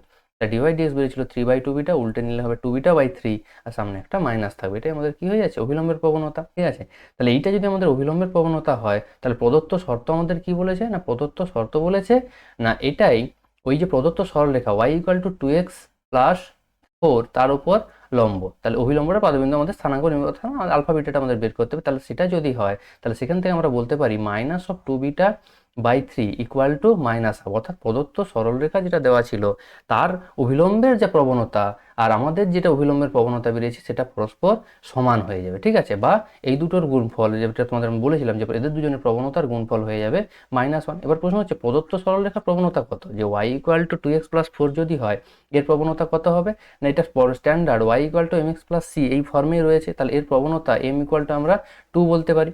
আর আমাদের সরলরেখার প্রবণতা কত বেরিয়েছে, -2 বিটা বাই 3। তার মানে আমাদের বলতে পারি যে 2 into minus of 2β/3 equal to -1, কারণ আমরা জানি প্রবণতা দ্বয়ের গুণফল কত হবে, -1 যদি লম্ব হয়। তাহলে সেটাই দেখো আমাদের এখানে বলা হয়েছে -2β/3, এই যে 2টা ছিল এই 2টাকে ডান দিকে ডিভাইড করে দেওয়া হয়েছে, ঠিক আছে। তাহলে সেক্ষেত্রে চলে আসছে -2β/3 সমান -1/2। এক্ষেত্রে ক্যালকুলেট করলে বিটার মান কত আসছে, 3/4। এবার যেহেতু আলফা বিটা বিন্দুটা অধিবৃত্তের উপর অবস্থিত, তাই বিটার মান যখন আমরা ওই অধিবৃত্তের সমীকরণে বসাচ্ছি, সেক্ষেত্রে আমাদের আলফাটা কত চলে আসছে, 3/16। তাহলে অভিলম্বের পাদবিন্দু যেটাকে আমরা আলফা বিটা বলেছিলাম, সেই আলফা বিটাটা কত আসছে, 3/16, 3/4, ঠিক আছে। এক্ষেত্রে দেখো আমি যে শর্তানুসারটা ইউজ করেছি তোমরা ওটাও ইউজ করতে পারো, বা যেটা তোমাদের এখন এক্সপ্লেন করলাম সেটাও কিন্তু উভয় দুটোই একই, একটা স্টেপ এগিয়ে করে দেওয়া আছে, ঠিক আছে, অন্য কোনো সমস্যা নেই। নেক্সট অঙ্ক দেখো, y = mx + c সরল রেখাটি উপবৃত্তের উপর অবস্থিত একটি বিন্দুতে স্পর্শক হলে দেখাও যে c² = a² m² + b²। এটা আমাদের প্রমাণ করতে হবে। লাস্টে দেওয়া আছে যে স্পর্শবিন্দুর স্থানাঙ্ক কত। এবার বলাই এখানে ক্লিয়ারলি বলে দেওয়া আছে যে সরল রেখাটা উপবৃত্তের ক্ষেত্রে স্পর্শকের সাথে সমান্তরাল না। এর আগে পর্যন্ত আমরা কি করছিলাম না, স্পর্শকের সাথে সমান্তরাল, কখনো অভিলম্বের সাথে সমান্তরাল, কখনো অভিলম্বের উপর লম্ব, এই কনসেপ্টগুলো ছিল। এক্ষেত্রে কিন্তু বলা রয়েছে যে সরল রেখাটা ক্লিয়ারলি ওই উপবৃত্তের উপর স্পর্শক, অর্থাৎ ওটাই স্পর্শকের সমীকরণ। তাহলে সেক্ষেত্রে আমাদের একটা শর্ত প্রমাণ করতে হবে। তাহলে এক্ষেত্রে একটা দেখো সিম্পল টেকনিক সেম অ্যাপ্লাই করা হবে। আমি তোমাদের টেকনিকটা একবার বলে দিচ্ছি।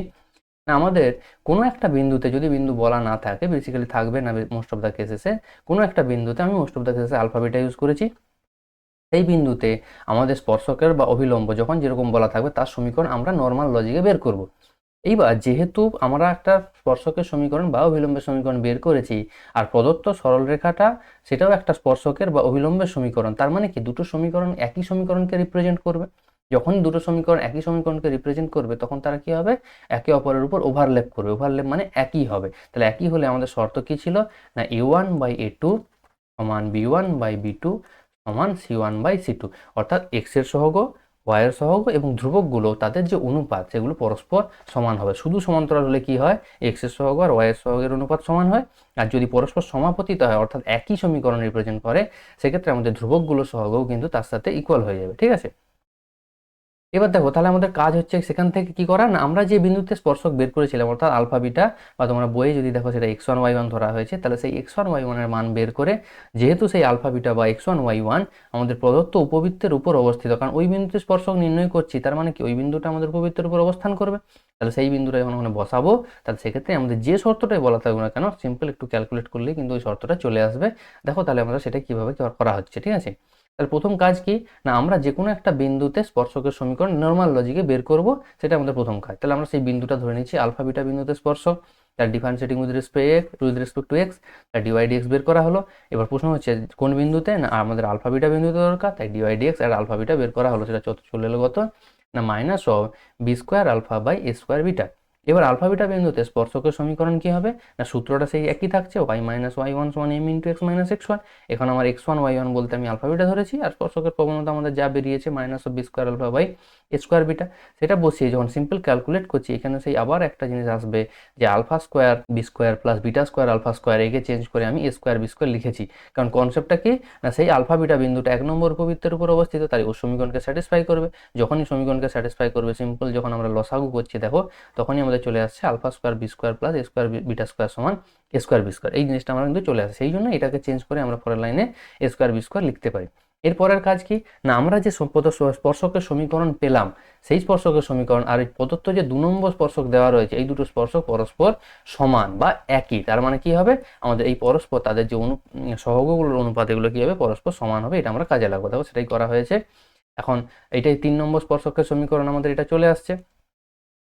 দেখো 3 নম্বর স্পর্শকের সমীকরণ আমাদের এটা আসছে। তাহলে এখন আমরা কি বলতে পারি, 2 নম্বর এবং 3 নম্বর একই সমীকরণ। না, যখনই আমরা জানি কি দুটো সমীকরণ একই হয়ে যাবে, তখন কি x এর সহগের অনুপাত, y এর সহগের অনুপাত আর ধ্রুবক রাশির অনুপাতগুলি পরস্পর সমান হয়ে যাবে। তারপরে স্টেপ কি বলেছিলাম তোমাদের, এর পরের কাজ হবে, আমরা যেহেতু আলফা বিটা ধরেছি আর এটাই বইতে তোমাদের x1 y1 হয়েছে, সেখান থেকে আমাদের কি হবে, আলফা বিটার মানটা বের করে। কিভাবে করা হয়েছে না, প্রথম অনুপাতের সাথে ধ্রুবকের অনুপাত, আবার দ্বিতীয় অনুপাতের সাথে ধ্রুবকের অনুপাত পরস্পর দেখো সমান করলে প্রথমটা থেকে আলফার মান, দ্বিতীয়টা থেকে বিটার মান আমাদের বেরিয়ে এসছে।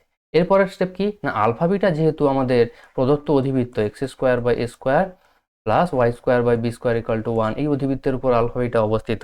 তাই সেই আলফা বিটার মান এই অধিবৃত্তের উপর আমরা উপবৃত্তের উপর আমরা এই উপবৃত্তের উপর বসিয়ে দেবো। তাহলে সেক্ষেত্রে আমাদের কত আসবে না, উপবৃত্তের উপর বসালে সিম্পল ক্যালকুলেশন যদি করি, এখানে এ স্কোয়ারের সাথে A4 এর একটা স্কোয়ার কেটে যাবে, তাহলে পড়ে থাকবে আর একটা স্কোয়ার।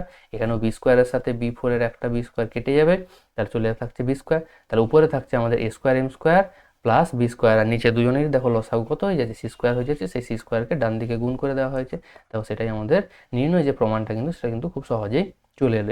এই স্টেপটা কিন্তু একদম তোমাদের পার্টিকুলার ফিক্সড স্টেপ। আমি আবারও একবার তোমাদের মনে করে দিচ্ছি স্টেপটা কি না, যে কোনো বিন্দুতে আমরা সেটা আলফা বিটা বা x1 y1 বলতে পারি, সেই বিন্দুতে স্পর্শক বা যখন অভিলম্ব বলা থাকবে অভিলম্ব, তার সমীকরণ বের করব আমাদের নর্মাল লজিকে, এবং তারপর প্রদত্ত যে সমীকরণটাকে ওরা স্পর্শক বা অভিলম্ব বলে দাবি করেছে তার সাথে আইডেন্টিক্যাল করবো, অর্থাৎ হুবহু একই করব। একই করার অর্থ কি না, এক্স এর সহগ ওয়াই এর সহগ এবং ধ্রুবক রাশিগুলোকে তাদের যে অনুপাত সেটাকে আমরা ইকুয়াল করব। সেখান থেকে আমাদের যে x1 y1 বা আলফা বিটা যা ধরেছিলাম তার মানটা বের করব।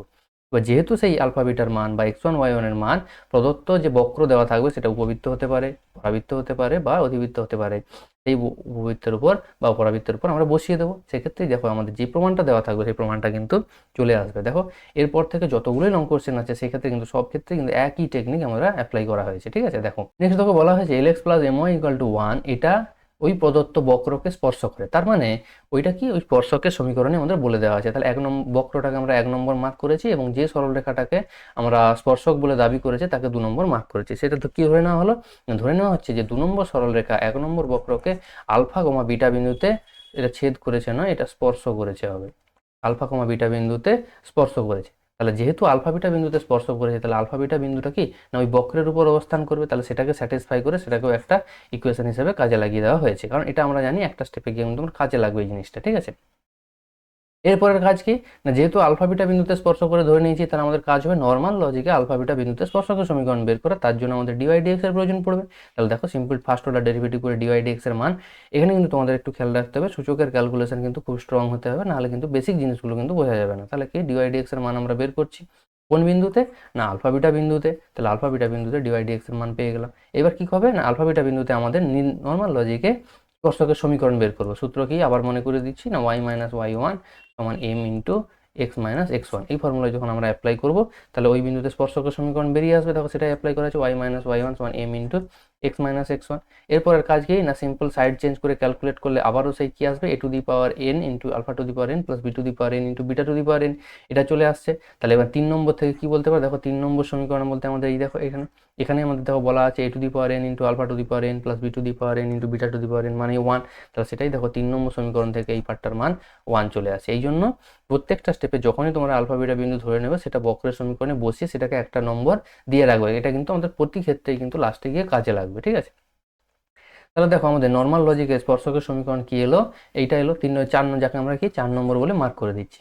আবার কি নেক্সট স্টেপ, তোমরা যদি স্টেপগুলো মনে করার চেষ্টা করো, এরপরের কাজ কি না, প্রদত্ত সমীকরণ আর এই আমাদের যে 4 নম্বর সমীকরণ সেটা কি উভয় একই বা আইডেন্টিক্যাল। প্রদত্ত সমীকরণকে দেখো আমরা কত দিয়েছিলাম না 2 নম্বর মার্ক করেছিলাম, আর আমাদের এইটা যে বেরোলো আমাদের লজিকে যেটা বেরোলো সেটা 4 নম্বর। তার 2 ও 4 কি না একই সমীকরণকে রিপ্রেজেন্ট করে। তাহলে সেক্ষেত্রে কি বলতে পারি, এক্স এর সহগের অনুপাত ওয়াই এর সহগের অনুপাত ইকুয়াল টু ধ্রুবকের সহগের অনুপাত। এবার যেহেতু এখানে ধ্রুবকটা এক আছে তাই 1/1টা 1ই হয়ে যাবে। নেক্সট কাজ কি না, আমরা কাজ বলেছিলাম যে এখান থেকে আমাদের কি বের করতে হবে না, আলফা বিটা বা তোমরা যদি x1 y1 ধরো তাহলে x1 y1 এর মান বের করতে হবে। তার জন্য টেকনিক কি, প্রথমটার সাথে লাস্ট অনুপাত আর দ্বিতীয়টার সাথে লাস্ট অনুপাত, এই দুটোকে ইকুয়াল করলে আমাদের আলফার মান বেরিয়ে আসবে এবং বিটার মান বেরিয়ে আসবে।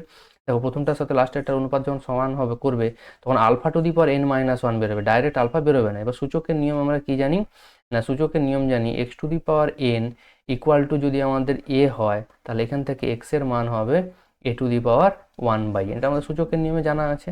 তাহলে এক্ষেত্রে alpha to the power n minus 1 যদি এটা হয় তাহলে আলফার মান কত হবে, ওইটা two the power 1/n minus 1। এই ফর্মুলা এখানে অ্যাপ্লাই করা হয়েছে। আবার এখানে পরেরটাতে কি না ওই একই লজিকে বিটার মানটা বের করে নেওয়া হয়েছে। তাহলে এখন আমাদের আলফা বিটা যে দেখো তোমাদের কিন্তু এক্ষেত্রে খেয়াল রাখতে হবে, এখানকার এই সূচকীয় ক্যালকুলেশনটা কিন্তু একটু জটিল মনে হতে পারে, কিন্তু জটিল কিছু না, ঠান্ডা মাথায় করবে সমস্ত ক্যালকুলেশন মেলাতে পারবে, কোনো সমস্যা কিছু নেই। তাহলে এবার লাস্টে কি লেখা আছে না 3 নম্বর সমীকরণে আলফা বিটা বসিয়ে পাই। কেন 3 নম্বর সমীকরণে বসাবো, অন্য কোনো সমীকরণ না, কারণ আলফা বিটা বিন্দু বক্রের উপর অবস্থান করে, আর সেই বক্রের উপর বসিয়েই কিন্তু আমরা এই 3 নম্বর সমীকরণ পেয়েছিলাম। সেই জন্য 3 নম্বর সমীকরণে আমরা আলফা বিটার মান বসিয়ে দিচ্ছি। তাহলে নেক্সট স্টেপ হচ্ছে আলফা বিটার মান বসিয়ে দেখো সিম্পল সূচকীয় ক্যালকুলেশন, দেখতে অনেক জটিল লাগতে পারে, সিম্পল সূচকীয় ক্যালকুলেশন করা হয়েছে। আমি একটু এক্সপ্লেন করে দিচ্ছি, ইন ফিউচার কিন্তু আমি এক্সপ্লেন করবো না, জাস্ট জিনিসটা বলে চলে যাবো, ঠিক আছে। দেখো আলফা বিটার মান বসানোর পর প্রথম হচ্ছে এখানে সূচকীয় ক্যালকুলেশন কি a to the power m whole to the power n সমান a to the power m n, এই ফর্মুলা প্রথম অ্যাপ্লাই করা আছে। তাহলে এই ফর্মুলা দেখো এই লাইনে প্রথম অ্যাপ্লাই হলো, তাহলে হয়ে গেল l to the power n by n minus one, আবার নিচে হয়ে যাবে a to the power n by n square by n minus one. শুনুন যে কেন এন স্কোয়ার আছে, তোমরা যদি একটু এর পাওয়ারগুলো খেয়াল করো, দেখো এর পাওয়ার প্রথম এন ছিল, তার বাইরে one by n minus one ছিল, এবং তারও বাইরে এন ছিল। তাহলে এই ছিল এর সর্বোচ্চ পাওয়ার, সব মোট পাওয়ার। তাহলে এইটা যদি ক্যালকুলেট করি, তাহলে উপরে দেখো দুবার এন আসবে আর নিচে আসবে এন মাইনাস ওয়ান, সেই জন্যই n square by n minus one কিন্তু এখানে চলে আসবে। দেখো সেটা এখানে হয়েছে। আবার একই লজিকে ডান দিকের এই বি এর ক্যালকুলেশন কিন্তু সেম লজিকে হয়েছে। নেক্সট কাজ কি না, বাইরে যে এখানে এ টু দি পাওয়ার এন ছিল আর নিচে যে a to the power n square by n minus one ছিল, এদের মধ্যে ক্যালকুলেশন আমাদের নর্মাল কি জানি না, a to the power m by a to the power n থাকলে এটাকে আমরা লিখতে পারি a to the power m minus n. আর যদি আমরা উপরেরটাকে নিচে নামাতে চাই, সেটাই এক্ষেত্রে কি হয়ে যায়, one by a to the power n minus n. এখানে এই পার্টটা কাজে লাগানো হয়েছে, কারণ আমাদের এটাকে নিচে রাখতে হবে, হরে রাখতে হবে, সেই জন্য উপরের যে পাওয়ারটাকে নিচে এনে বিয়োগ করা হয়েছে। আমাদের কি জানি না, নিচের পাওয়ারকে উপরে তুললে বিয়োগ হবে, আবার উপরের পাওয়ারকেও যদি নিচে আনি সেটাও সেম লজিকে বিয়োগই হবে। তাহলে উপরের যে এনটা ছিল সেটা দেখো নিচে এসে বিয়োগ হয়ে গেছে। তাহলে নিচে এসে বিয়োগ হওয়ার পর তারপর লসাগু করে ক্যালকুলেট করলেই দেখো এটা n by n minus one হবে। এই লাইন থেকে এই লাইনটা কিন্তু লসাগু করে ক্যালকুলেট করে নিয়ে আসা হয়েছে, আর বাকি পার্টগুলো দেখো যা ছিল সেম রয়েছে, এবং এক্ষেত্রেও বি এর ক্যালকুলেশন একই রকমভাবে করা হয়েছে।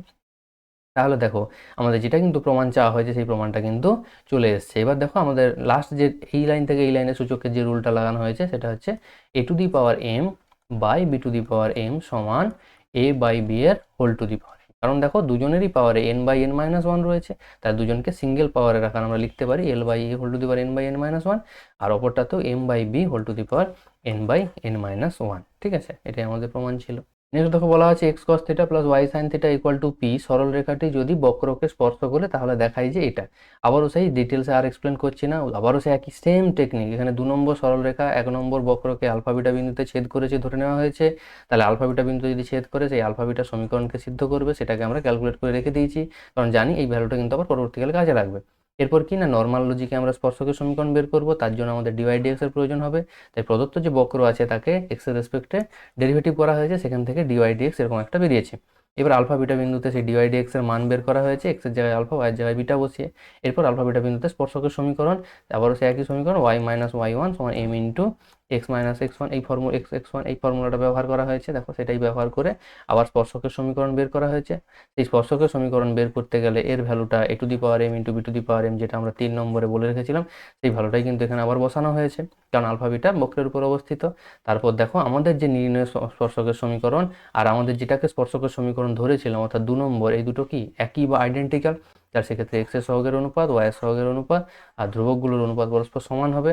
আবার সেই প্রথমটার সাথে লাস্টেরটা আবার দ্বিতীয়টার সাথে লাস্টেরটা যখন আমরা ইকুয়াল করব, সেখান থেকে আলফার একটা মান, আবার সেই সূচকীয় ক্যালকুলেশন আমি আর কিন্তু এখানে এক্সপ্লেন করছি না। আবার পরেরটার ক্ষেত্রেও সূচকীয় ক্যালকুলেশন করে বিটার মান বেরোবে। আবার সেই আলফা বিটা কার উপর অবস্থিত না, 3 নম্বর সমীকরণে আমরা বসিয়েছি। কেন 3 নম্বরে বসিয়েছি আগেও বলেছি, কারণ 3 নম্বর সমীকরণটা আমাদের বক্রের উপর আলফা বিটা বিন্দুকে স্যাটিসফাই করেই পেয়েছিলাম, সেই জন্য 3 নম্বরে বসানো হচ্ছে। তোমরা কিন্তু বক্রের সমীকরণে বসাতে পারো, ব্যাপারটা কিন্তু সেমই থাকবে। এই 3 নম্বর সমীকরণে আলফা বিটার মান বসিয়ে আবার সেই সূচককে ক্যালকুলেশন করলে আমাদের যে প্রমাণটা ছিল সেই প্রমাণটা কিন্তু চলে আসবে। ঠিক আছে, নেক্সট দেখো আবার প্রশ্নটাগুলো এবারে সেম আছে, শুধু প্রমাণগুলো একটু একটু টুইক হয়েছে, কারণ কার্ভের যে সমীকরণ, বক্রের যে সমীকরণ, সেটাকে পাল্টানো হয়েছে বারবার, সেই জন্য প্রমাণগুলো চেঞ্জ হয়েছে, কিন্তু প্রসেসে কোনো চেঞ্জ নেই, প্রসেসটা সেই একই, আবারও ধরে নেওয়া হয়েছে। এবার প্রশ্ন হচ্ছে এখানে আলফা বিটা ধরিনি কেন, কারণ প্রশ্নের মধ্যে দেখো সাইন আলফা কস আলফা এই কথাটা মেনশন করা ছিল, সেই জন্য আমি আর আলফা বিটাটা ধরতে পারবো না। সেই জন্য এখানে আমাদের বইয়ের যে technique x one y one সেটা কিন্তু ধরে ফেলেছি, যে এক্স ওয়ান ওয়াই ওয়ান বিন্দুতে স্পর্শ করেছে। তাহলে আমাদের কাজ হবে এক্স ওয়ান ওয়াই ওয়ান সমীকরণকে সিদ্ধ করবে বক্রকে, তাহলে বক্রকে সিদ্ধ করে তাকে 3 নম্বর মার্ক করে দিয়েছি।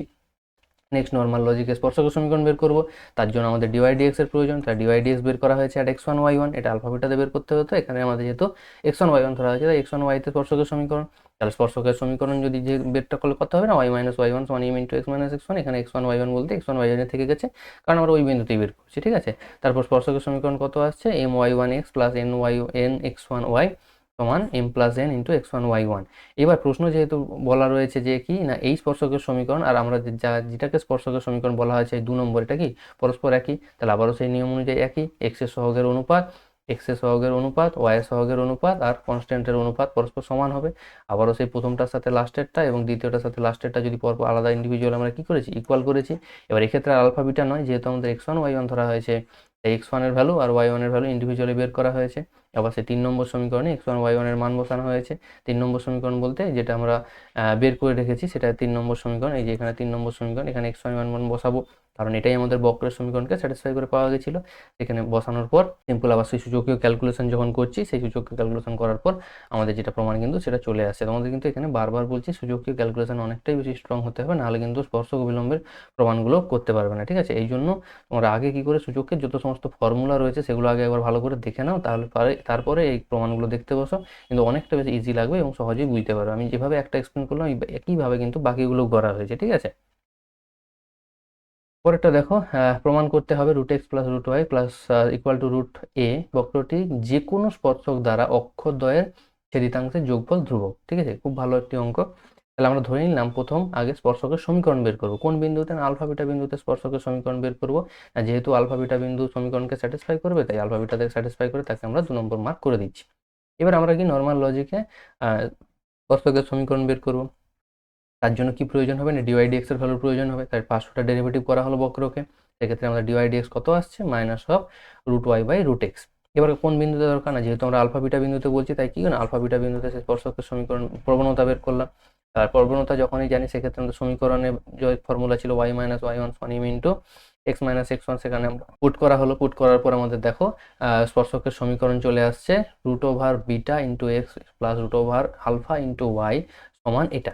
এইবার দেখো এখান থেকে কি করা হয়েছে না এখান থেকে রুট আলফা বিটা কমন নেওয়া হয়েছে, কারণ দেখো আমরা আলফাকে ভাবতে পারি কত না আলফা সমান ভাবতে পারি alpha to the power half into alpha to the power half, অর্থাৎ root alpha into root alpha. একই রকম ভাবে বিটাকেও ভাবতে পারি √β ইন্টু √β, সেটাই দেখো এখানে অ্যাপ্লাই করা আছে। তাহলে এই যে আলফা রয়েছে তাহলে সেটার মধ্যে কি দুটো রুট আলফা রয়েছে, আবার এই যে বিটা এর মধ্যে দুটো √β রয়েছে, সেই জন্য একটা রুট আলফা একটা √β কমন নেওয়া হয়েছে। তাহলে কি একটা রুট আলফা একটা √β পড়ে থাকবে। আবার এই একটা রুট আলফা √βর মানই কত জানি √a, সেটা প্রত্যেকে পাচ্ছি যে 2 নম্বর সমীকরণ দেখো সেটাকে মার্ক করে রেখেছিলাম যে রুট আলফা প্লাস √β মানে √a, তাহলে সেই ভ্যালুটা এখানে কিন্তু বসানো হয়েছে। এরপর কি করা হয়েছে না আমাদের দেখো প্রমাণ করতে বলেছে অক্ষদ্বয় দ্বারা ছেদিতাংশের যোগফল, তার মানে আমাদের ছেদিতাংশ আকারে সরলরেখার সমীকরণকে বের করতে হবে। ছেদিতাংশ আকারটা কি না x/a plus y/b equal to 1, এটাই আমাদের ছেদিতাংশ আকারে সরলরেখার সমীকরণ জানি, যেখানে x অক্ষের ছেদিতাংশ কত না x এর নিচে যেটা থাকে আর y অক্ষের ছেদিতাংশ কত না y এর নিচে যেটা থাকে। তাহলে সেইটা প্রমাণ বের করার জন্য আমাদের ডান দিকটা 1 করতে হবে, সেই জন্য ডান দিকে যে √a আলফা বিটা ছিল সেটা দিয়ে বোথ সাইডে ডিভাইড করে দেওয়া হয়েছে। ডিভাইড করে দেওয়ার পর দেখো সিম্পল উপরে √β নিচে √β ক্যান্সেল আউট হয়ে গিয়ে √a আলফা পড়ে আছে, আবার এদিকে √α ক্যান্সেল আউট হয়ে √ab পড়ে আছে। তাহলে সেখান থেকে কি পাচ্ছি না x অক্ষের ছেদিতাংশ পাচ্ছি √a আলফা, y অক্ষের ছেদিতাংশ পাচ্ছি √ab। এবার আমাদের দেখাতে হবে কি এদের সমষ্টিটা ধ্রুবক, তাহলে √a আলফা প্লাস √ab সমষ্টিটা ধ্রুবক দেখালেই কাজ শেষ। তাহলে এটা যখন ক্যালকুলেট করছি √a কমন চলে যাচ্ছে, আবার উপরে থাকছে কত √a আলফা প্লাস √b। আবার একটু আগে 2 নম্বর সমীকরণেই পেয়েছিলাম √α প্লাস √β মানে কত √a, তাহলে দেখো সেই √a বসিয়ে দেওয়া হয়েছে, √a ইন্টু √a মানে a হয়ে যাচ্ছে। আর এটা কি না অবশ্যই আমাদের প্রশ্নে বলা ছিল এটা ধ্রুবক, সেই জন্য আমাদের যে ছেদিতাংশ দুটি সমষ্টি ধ্রুবক সেটা কিন্তু প্রমাণ হয়ে যাচ্ছে। এটা কিন্তু রিলেটিভলি অনেক বেশি ইজি প্রমাণ, ঠিক আছে। নেক্সট দেখো বলা রয়েছে বক্রের যে কোনো বিন্দুতে স্পর্শক x অক্ষের ছেদিতাংশ যদি h আর y অক্ষের ছেদিতাংশ যদি k হয় তাহলে দেখাতে হবে h² plus k² equal to 1, ঠিক আছে। সেক্ষেত্রে আমাদের ধ্রুবক প্রমাণ করতে হয়েছিল, এক্ষেত্রে দেখাতে হবে h² প্লাস k² 1। তাহলে আবারও কি কাজ হবে না আলফা বিটা ধরে নিলাম আলফা বিটা বিন্দুতে স্পর্শক অঙ্কন করা হয়েছে, তাহলে আমাদের আলফা বিটা সমীকরণকে সিদ্ধ করবে, সেটাকে 2 নম্বর মার্ক করে দিলাম। এইবার নর্মাল লজিকে আলফা বিটা দিয়ে আমাদের যে স্পর্শকের সমীকরণ সেই স্পর্শকের সমীকরণ বের করব, তাকে ছেদিতাংশ আকারে প্রকাশ করবো, দিয়ে এক্স অক্ষের ছেদিতাংশকে আমরা এইচ ধরবো আর ওয়াই অক্ষের ছেদিতাংশকে কে ধরবো, সেখান থেকে আমাদের প্রমাণটা আনার চেষ্টা করবো। দেখো সেই জন্য কি করা হয়েছে না, প্রবণতা বের করার জন্য ডিওয়াই ডিএক্স একটা আলফা বিটা বের করা হয়েছে ক্যালকুলেট করে। এইবার সেই আলফা বিটা বিন্দুতে স্পর্শকের সমীকরণ যা ছিল ওয়াই মাইনাস ওয়াই ওয়ান সমান m into x minus x one apply করা হয়েছে। সেক্ষেত্রে সমীকরণটা আমাদের কত আসছে না, beta to the power 1/3 b to the power 1/3 into x alpha to the power plus alpha to the power 1/3 to the power 2/3 into y সমান ডান দিকে এটা। এবার ডান দিকে এটার ক্ষেত্রে আবারও সেই একই টেকনিক, এই যে আলফাটা একটা পড়ে রয়েছে আলফা, সেই আলফাকে আমরা কি লিখতে পারি, আগেরটার ক্ষেত্রে alpha to the power half into alpha to the power half লিখেছিলাম, কিন্তু এখানে আমার এখানে কিন্তু প্রয়োজন 1/3 আর 2/3, তাহলে সেই জন্য আলফাকে লিখেছি আলফা টু দি পাওয়ার 1/3 আর alpha to into alpha to the power 2/3। আমাদের নর্মাল নিয়ম কি জানি, সূচকের যোগ বিয়োগ হয়ে যায়, তাহলে উপরটা হয়ে যাবে 1/3 প্লাস 2/3, তার মানে আলফা টু দি পাওয়ার 3/3 মানে কিন্তু 1 চলে আসবে। তার মানে যে কোনো আলফাকে আমরা চেঞ্জ করে লিখতে পারি alpha to the power 1/3 into alpha to the power 2/3। একই লজিকে বিটাকেও লিখতে পারি beta to the power 1/3 into beta to the power 2/3। সেটা লেখার ফলে কি সুবিধা হবে না, আলফা টু দি পাওয়ার 1/3 আর বিটা টু দি পাওয়ার 1/3 এটা কিন্তু আমরা কমন নিতে পারবো। যখনই কমন নিচ্ছি তখন পড়ে থাকছে কি alpha to the power 2/3 into b to the power 2/3 plus beta to the power 2/3 into a to the power 2/3। কি লাভ এতে না, এটা দেখো এই যে 2 নম্বর সমীকরণ থেকে আমরা ক্যালকুলেট করে মানটা কিন্তু বসিয়ে দিতে পারি a to the power 2/3 into b to the power 2/3, এটা কিন্তু 2 নম্বর থেকে বসানো যাবে, এই জন্য লেখা আছে ফর্ম 2 লেখা হয়েছে, ঠিক আছে। এই সুবিধাটা হবে, এই জন্য তোমাদের কিন্তু সূচকের ক্যালকুলেশনে কিন্তু বারবার বলছি যে স্ট্রং থাকতে হবে, ঠিক আছে। নেক্সট কাজ কি না, দেখো স্পর্শকের সমীকরণটা আমরা পেয়ে গেছি। এবার স্পর্শকের সমীকরণকে আমরা কি করছি না, ছেদিতাংশ আকারে প্রকাশ করেছি। আবারও মনে করে দিই ছেদিতাংশ আকারটা কি না, x by a plus y by b equal to 1, অর্থাৎ ডান দিকটা 1 রাখতে হবে। তারপর এক্স এর নিচে যা থাকবে সেটা এক্স অক্ষের ছেদিতাংশ আর ওয়াই এর নিচে যা থাকবে সেটা ওয়াই অক্ষের ছেদিতাংশ। তাহলে এক্স অক্ষের ছেদিতাংশ পাচ্ছি এটা, সেটাকে আমাদের এইচ বলে বলা আছে শর্তানুসারে, আর ওয়াই এর নিচে যেটা আছে সেটা ওয়াই অক্ষের ছেদিতাংশ, সেটাকে আমাদের কে বলে মার্ক করা আছে। এবার কি আমরা কি ধরেছিলাম না, আমরা আলফা বিটা ধরেছিলাম, যেটা কি না বক্রের উপর অবস্থিত। তাহলে আমাদের কাজ কি হবে, এই আলফা বিটার মান বের করে। তাহলে প্রথম কি আলফার মান আমরা আলফা টু দি পাওয়ার 1/3 বের করেছি আর এদিক থেকে বিটা টু দি পাওয়ার 1/3 বের করেছি। যেহেতু দেখো আমাদের যে শর্ত বলা আছে সেই শর্তে আলফার মানটা কিভাবে বসাতে হবে না, আলফা টু দি পাওয়ার 2/3 প্রয়োজন, তাই কি আলফা বাই এ আর বিটা বাই বি এইটা আমরা ডাইরেক্ট বের করে নিয়েছি যাতে কাজ সুবিধা হয়। তোমরা যদি এরকম না পারো তোমরা ডাইরেক্ট শুধু আলফা বিটা বের করে, আমি একটু আগে দেখিয়ে দিয়েছি যে সূচক থেকে কীভাবে আলফা বিটা বের হবে, এই আলফা বিটার মান আলাদা করে বের করেও কিন্তু বসাতে পারো, সেক্ষেত্রেও কিন্তু অ্যান্সার চলে আসবে। এক্ষেত্রে আমি কী করছি, direct alpha by a whole to the power 1/3 এনে দিয়েছি। এবার হোল টু দি পাওয়ার যখন 1/3, এবারে প্রশ্ন একটু এক্সপ্লেন করে দিই যেখানে আমি কীভাবে আনলাম না, আমাদের দেখো আলফা টু দি পাওয়ার 1/3 ছিল, আমি নিচে কি করেছি এ টু দি পাওয়ার 1/3 দিয়ে ডিভাইড করে দিয়েছি। যখন আমি বাঁ দিকে ডিভাইড করবো তখন আমাদের ডান দিকেও ডিভাইড করতে হবে। তার ডান দিকে already A to the power 2/3 ছিল, তার সাথে আমার এ টু দি পাওয়ার 1/3 অলরেডি চলে এলো। তাহলে দেখো ডান দিকটা এইচ বাই সূচকের ক্যালকুলেশন হলে এ টু দি পাওয়ার 1/3 প্লাস 2/3 হয়ে যাবে, তার মানে এ টু দি পাওয়ার 3/3, তার মানে এ হয়ে যাবে, তার মানে ডান দিকটা চলে আসবে এইচ বাই এ। সেই জন্য দেখো ডান দিকটা আমার এইচ বাই এ চলে আসছে। আর বাঁ দিকটা দেখো সূচকের নিয়ম যদি লাগাই, সূচকের নিয়ম কি ছিল না, a to the power m by b to the power m যদি হয় এ বাই বি এর whole to the power m আমরা বলতে পারি। তাহলে আলফা টু দি পাওয়ার 1/3 আর এ টু দি পাওয়ার 1/3কে alpha by a whole to the power 1/3 আমরা বলতে পারি। কি সুবিধা এতে না, ডাইরেক্ট দেখো এখানে আলফা বাই এর ভ্যালুটা আমি এখানে পুট করতে পারবো, আর কিছু না, ঠিক আছে। সেই জন্য আলফা বাই এ বের করা হয়েছে। আবার বিটা বাই বিটা ডান দিকে একই টেকনিক অ্যাপ্লাই করে, সেটা কিন্তু কে বাই বি এলো। তাহলে যখন আমরা 2 নম্বরে বসাচ্ছি, তাহলে 2 নম্বরে কি আছে না 2/3 আছে, 2/3কে আমরা লিখতে পারি 1/3 ইন্টু 2। আবার ডান দিকে যে 2/3 ছিল সেটাকেও আমরা চেঞ্জ করে লিখতে পারি 1/3 ইন্টু 2। এবার আমরা যেহেতু alpha by a whole to the power 1/3 এর ভ্যালুই বের করে রেখেছি এইচ বাই এ, তাহলে এর জায়গায় এইচ বাই এ আর এর জায়গায় কে বাই বি সেটা বসিয়ে দিচ্ছি। তারপর দেখো স্কোয়ারটা করে দিলে h square by a square plus k square by b square equal to 1, সহজেই প্রমাণ হয়ে যাচ্ছে। নেক্সট দেখো বলা রয়েছে একটা বক্র দেওয়া রয়েছে, সেই বক্রের যে কোনো বিন্দুতে স্পর্শকের অক্ষ দুটির ছিন্ন অংশের দৈর্ঘ্য ধ্রুবক। সেই একই রকম টেকনিক এখানে আমরা ধরে নিলাম যে আলফা বিটা বিন্দুতে স্পর্শক অঙ্কন করা হয়েছে, তাহলে আমাদের কাজ কী হবে না, আলফা বিটাতে স্পর্শকের সমীকরণ বের করা। যেহেতু সেই অক্ষ দুটির মধ্যবর্তী ছিন্ন অংশ, অর্থাৎ এই যদি আমাদের স্পর্শক, যদি এটাকে আমরা স্পর্শক যদি ধরি, তাহলে এই যে অক্ষ দুটির মধ্যবর্তী ছিন্ন অংশ বলতে এই যে ডিস্টেন্সটা, এই ডিস্টেন্সটা আমাদের বের করতে হবে। এই ডিস্টেন্সটাকে জিরো দেখাতে হবে, ধ্রুবক দেখাতে হবে, সরি এই ডিস্টেন্সটাকে আমাদের কাজ হবে ধ্রুবক দেখানো, ঠিক আছে। তাহলে সেই জন্য কি স্পর্শকের সমীকরণ আমাদের আগে বের করতে হবে। কোন বিন্দুতে না, যেহেতু কোনো বিন্দু দেওয়া নেই বলেছে যে কোনো বিন্দুতে, সেই জন্য আমি আলফা বিটা ধরে নিয়েছি। তাহলে আলফা বিটা বিন্দুতে প্রথম স্পর্শকের প্রবণতা নির্ণয় করবো, যা টেকনিক ছিল তাই। এবার সেই বিন্দুতে স্পর্শকের সমীকরণ বের করবো। যখনই সেই স্পর্শকের সমীকরণ বের করবো আবারও সেই কিন্তু সেম টেকনিক অ্যাপ্লাই করা হয়েছে। আলফাকে লিখেছি alpha to the power 1/3 into alpha to the power 2/3, সেখান থেকে alpha to the power 1/3 beta to the power 1/3 common, আর alpha to the power 2/3 plus beta to the power 2/3, যেহেতু আলফা বিটা বক্রের উপর অবস্থান করছে, তাহলে সেটাকে স্যাটিসফাই করবে, সেটাকে আমরা 2 নম্বর মার্ক করছি। এই 2 নম্বর থেকে কত লিখতে পারি, এটাকে a টু দি পাওয়ার 2 এর 3 লিখতে পারি। সেটাই দেখো এখানে ডান দিকে লেখা হয়েছে, ওটাকে দেখো a টু দি পাওয়ার 2 এর 3 মার্ক করা হয়েছে, সাইডে লিখে দিয়েছি যে 2 নম্বর থেকে পাই, ঠিক আছে। এরপর কি না ছেদিতাংশ আকারে প্রকাশ করেছি, তা ছেদিতাংশ আকারে প্রকাশ করলে কি হবে না আলফা টু দি x এর নিচে আছে আলফা টু দি পাওয়ার 1 এর 3 a টু দি পাওয়ার 2 এর 3, আবার y এর নিচে একই রকম ভাবে চলে আসে। তাহলে x অক্ষের ছেদিতাংশ মানে কি জানি, x এর নিচে যেটা আসবে সেটা x অক্ষের ছেদিতাংশ, y এর নিচে যেটা আসবে সেটা y অক্ষের ছেদিতাংশ। তাহলে x অক্ষের ছেদিতাংশ যদি আমাদের জানা থাকে, তার মানে এই ডিস্টেন্সটা আমাদের জানা, তাহলে এই ডিস্টেন্স যদি জানা থাকে তাহলে এই বিন্দুর স্থানাঙ্ক কত হবে না এই বিন্দুর স্থানাঙ্ক কত a,0, আর y অক্ষের ছেদিতাংশ মানে এই ডিস্টেন্সটা যদি জানা থাকে তাহলে তার স্থানাঙ্ক কত হবে 0,b, কারণ y অক্ষের উপর x স্থানাঙ্কটা 0 হয় সেই জন্য 0,b, আর x অক্ষের উপর y স্থানাঙ্ক 0 হয় সেই জন্য y কোঅর্ডিনেটটা দেখো 0 আছে। তাহলে এখন a আর b এর দুজনের স্থানাঙ্ক আমাদের জানা, আমাদের কি চাই মধ্যবর্তী ছিন্ন অংশ অর্থাৎ ab এর দৈর্ঘ্য। তাহলে এখানে আমাদের ছবি অনুযায়ী ab এর দৈর্ঘ্য, তাহলে ab এর দৈর্ঘ্য কত হবে না দৈর্ঘ্য নির্ণয়ের সূত্র রুট ওভার কি ছিল, তোমরা যারা মনে নেই একটু মনে করিয়ে দিই, root over x1 minus x2 তার whole square plus y1 minus y2 এর হোল স্কোয়ার। তোমরা যে কোনো একটাকে x1 y1 যে কোনো একটাকে x1 y1 এবং অপরটাকে x2 y2 ভাবতে পারো, দিয়ে ফর্মুলা লাগানো অসুবিধা কিছু নেই, কেন যেহেতু বাইরে স্কোয়ার রয়েছে তাই তোমরা x1 y1 যেটাকে ইচ্ছা ভাবতে পারো, কোনো সমস্যা কিছু নেই। সেক্ষেত্রে বিয়োগ করলে নেগেটিভ এলেও স্কোয়ার যেহেতু আছে আলটিমেট পজিটিভ হয়ে যাবে। তাহলে কি করা হয়েছে না সেটাকে ক্যালকুলেট করা হয়েছে, আবারও যখন এখানে ক্যালকুলেট করা হচ্ছে a টু দি পাওয়ার 4 আর 3 দুটো জায়গাতেই আসবে, সেটা কমন যাবে, তাহলে আবারও আসবে আলফা টু দি পাওয়ার 2 এর 3 প্লাস বিটা টু দি পাওয়ার 2 এর 3। দেখো আমাদের এই 2 নম্বরে মার্ক করে রেখেছিলাম ওটার মানি কত a টু দি পাওয়ার 2 এর 3, তাহলে সেটা a টু দি পাওয়ার 2 এর 3 বসানো হয়েছে, তারপর সূচকের যোগ করলে এটা আছে a স্কোয়ার যখন রুটের বাইরে বেরোবে a। আবার প্রশ্নই বলা ছিল এটা কি আমাদের ধ্রুবক, তার মানে আমরা আলটিমেট প্রমাণ করে দিলাম কি যে ছিন্ন অংশের দৈর্ঘ্য যেটার মান বেরোচ্ছে a সেটা ধ্রুবক, এটাই আমাদের প্রমাণ করতে দেওয়া ছিল। নেক্সট 10 এর দাগে বলা হয়েছে প্যারামেট্রিক ইকুয়েশন দেওয়া রয়েছে x আর y দিয়ে, x equal to x sec theta y equal two b tan theta. যেহেতু এটা প্যারামেট্রিক দেওয়া আছে আমি এটাকে আর প্যারামিটার না রেখে এর আগে পর্যন্ত আমরা প্যারামিটার দিয়ে ক্যালকুলেট করে দেখিয়েছি, প্যারামিটার দিয়েও তোমরা করলে কিন্তু সেম আনসার আসবে। আমি এটাকে প্যারামিটার দিয়ে না করিয়ে কি করেছি নর্মাল এখান থেকে প্যারামিটারটাকে তাড়িয়ে দিয়েছি, যেহেতু আমাদের প্যারামিটারটা তাড়ানোর ক্ষেত্রে সহজ হয়েছে, কারণ sec থিটা বেরোচ্ছে আর tan থিটা বেরোচ্ছে, আর আমরা জানি sec square theta minus tan square theta equal to 1, এটা আমাদের জানা রয়েছে। তাই সেক্ষেত্রে আমাদের কি প্যারামিটারটা সরিয়ে ফেলা অনেক বেশি রিলেটিভলি ইজি। এটা কি করা হলো না সেক্ষেত্রে প্যারামিটারটা সরিয়ে দিলে আমাদের সমীকরণটা কার সমীকরণ আসছে, একটা পরাবৃত্তের সমীকরণ আসছে, যদি এখানে সেই পরাবৃত্তটা বলা হয়নি কারণ এখানে বক্র বলা হয়েছে, কারণ প্যারামিটার আকার দেওয়া রয়েছে, কিন্তু আমরা বের করার পর দেখতে পাচ্ছি যে এটা একটা পরাবৃত্তের সমীকরণ চলে আসছে।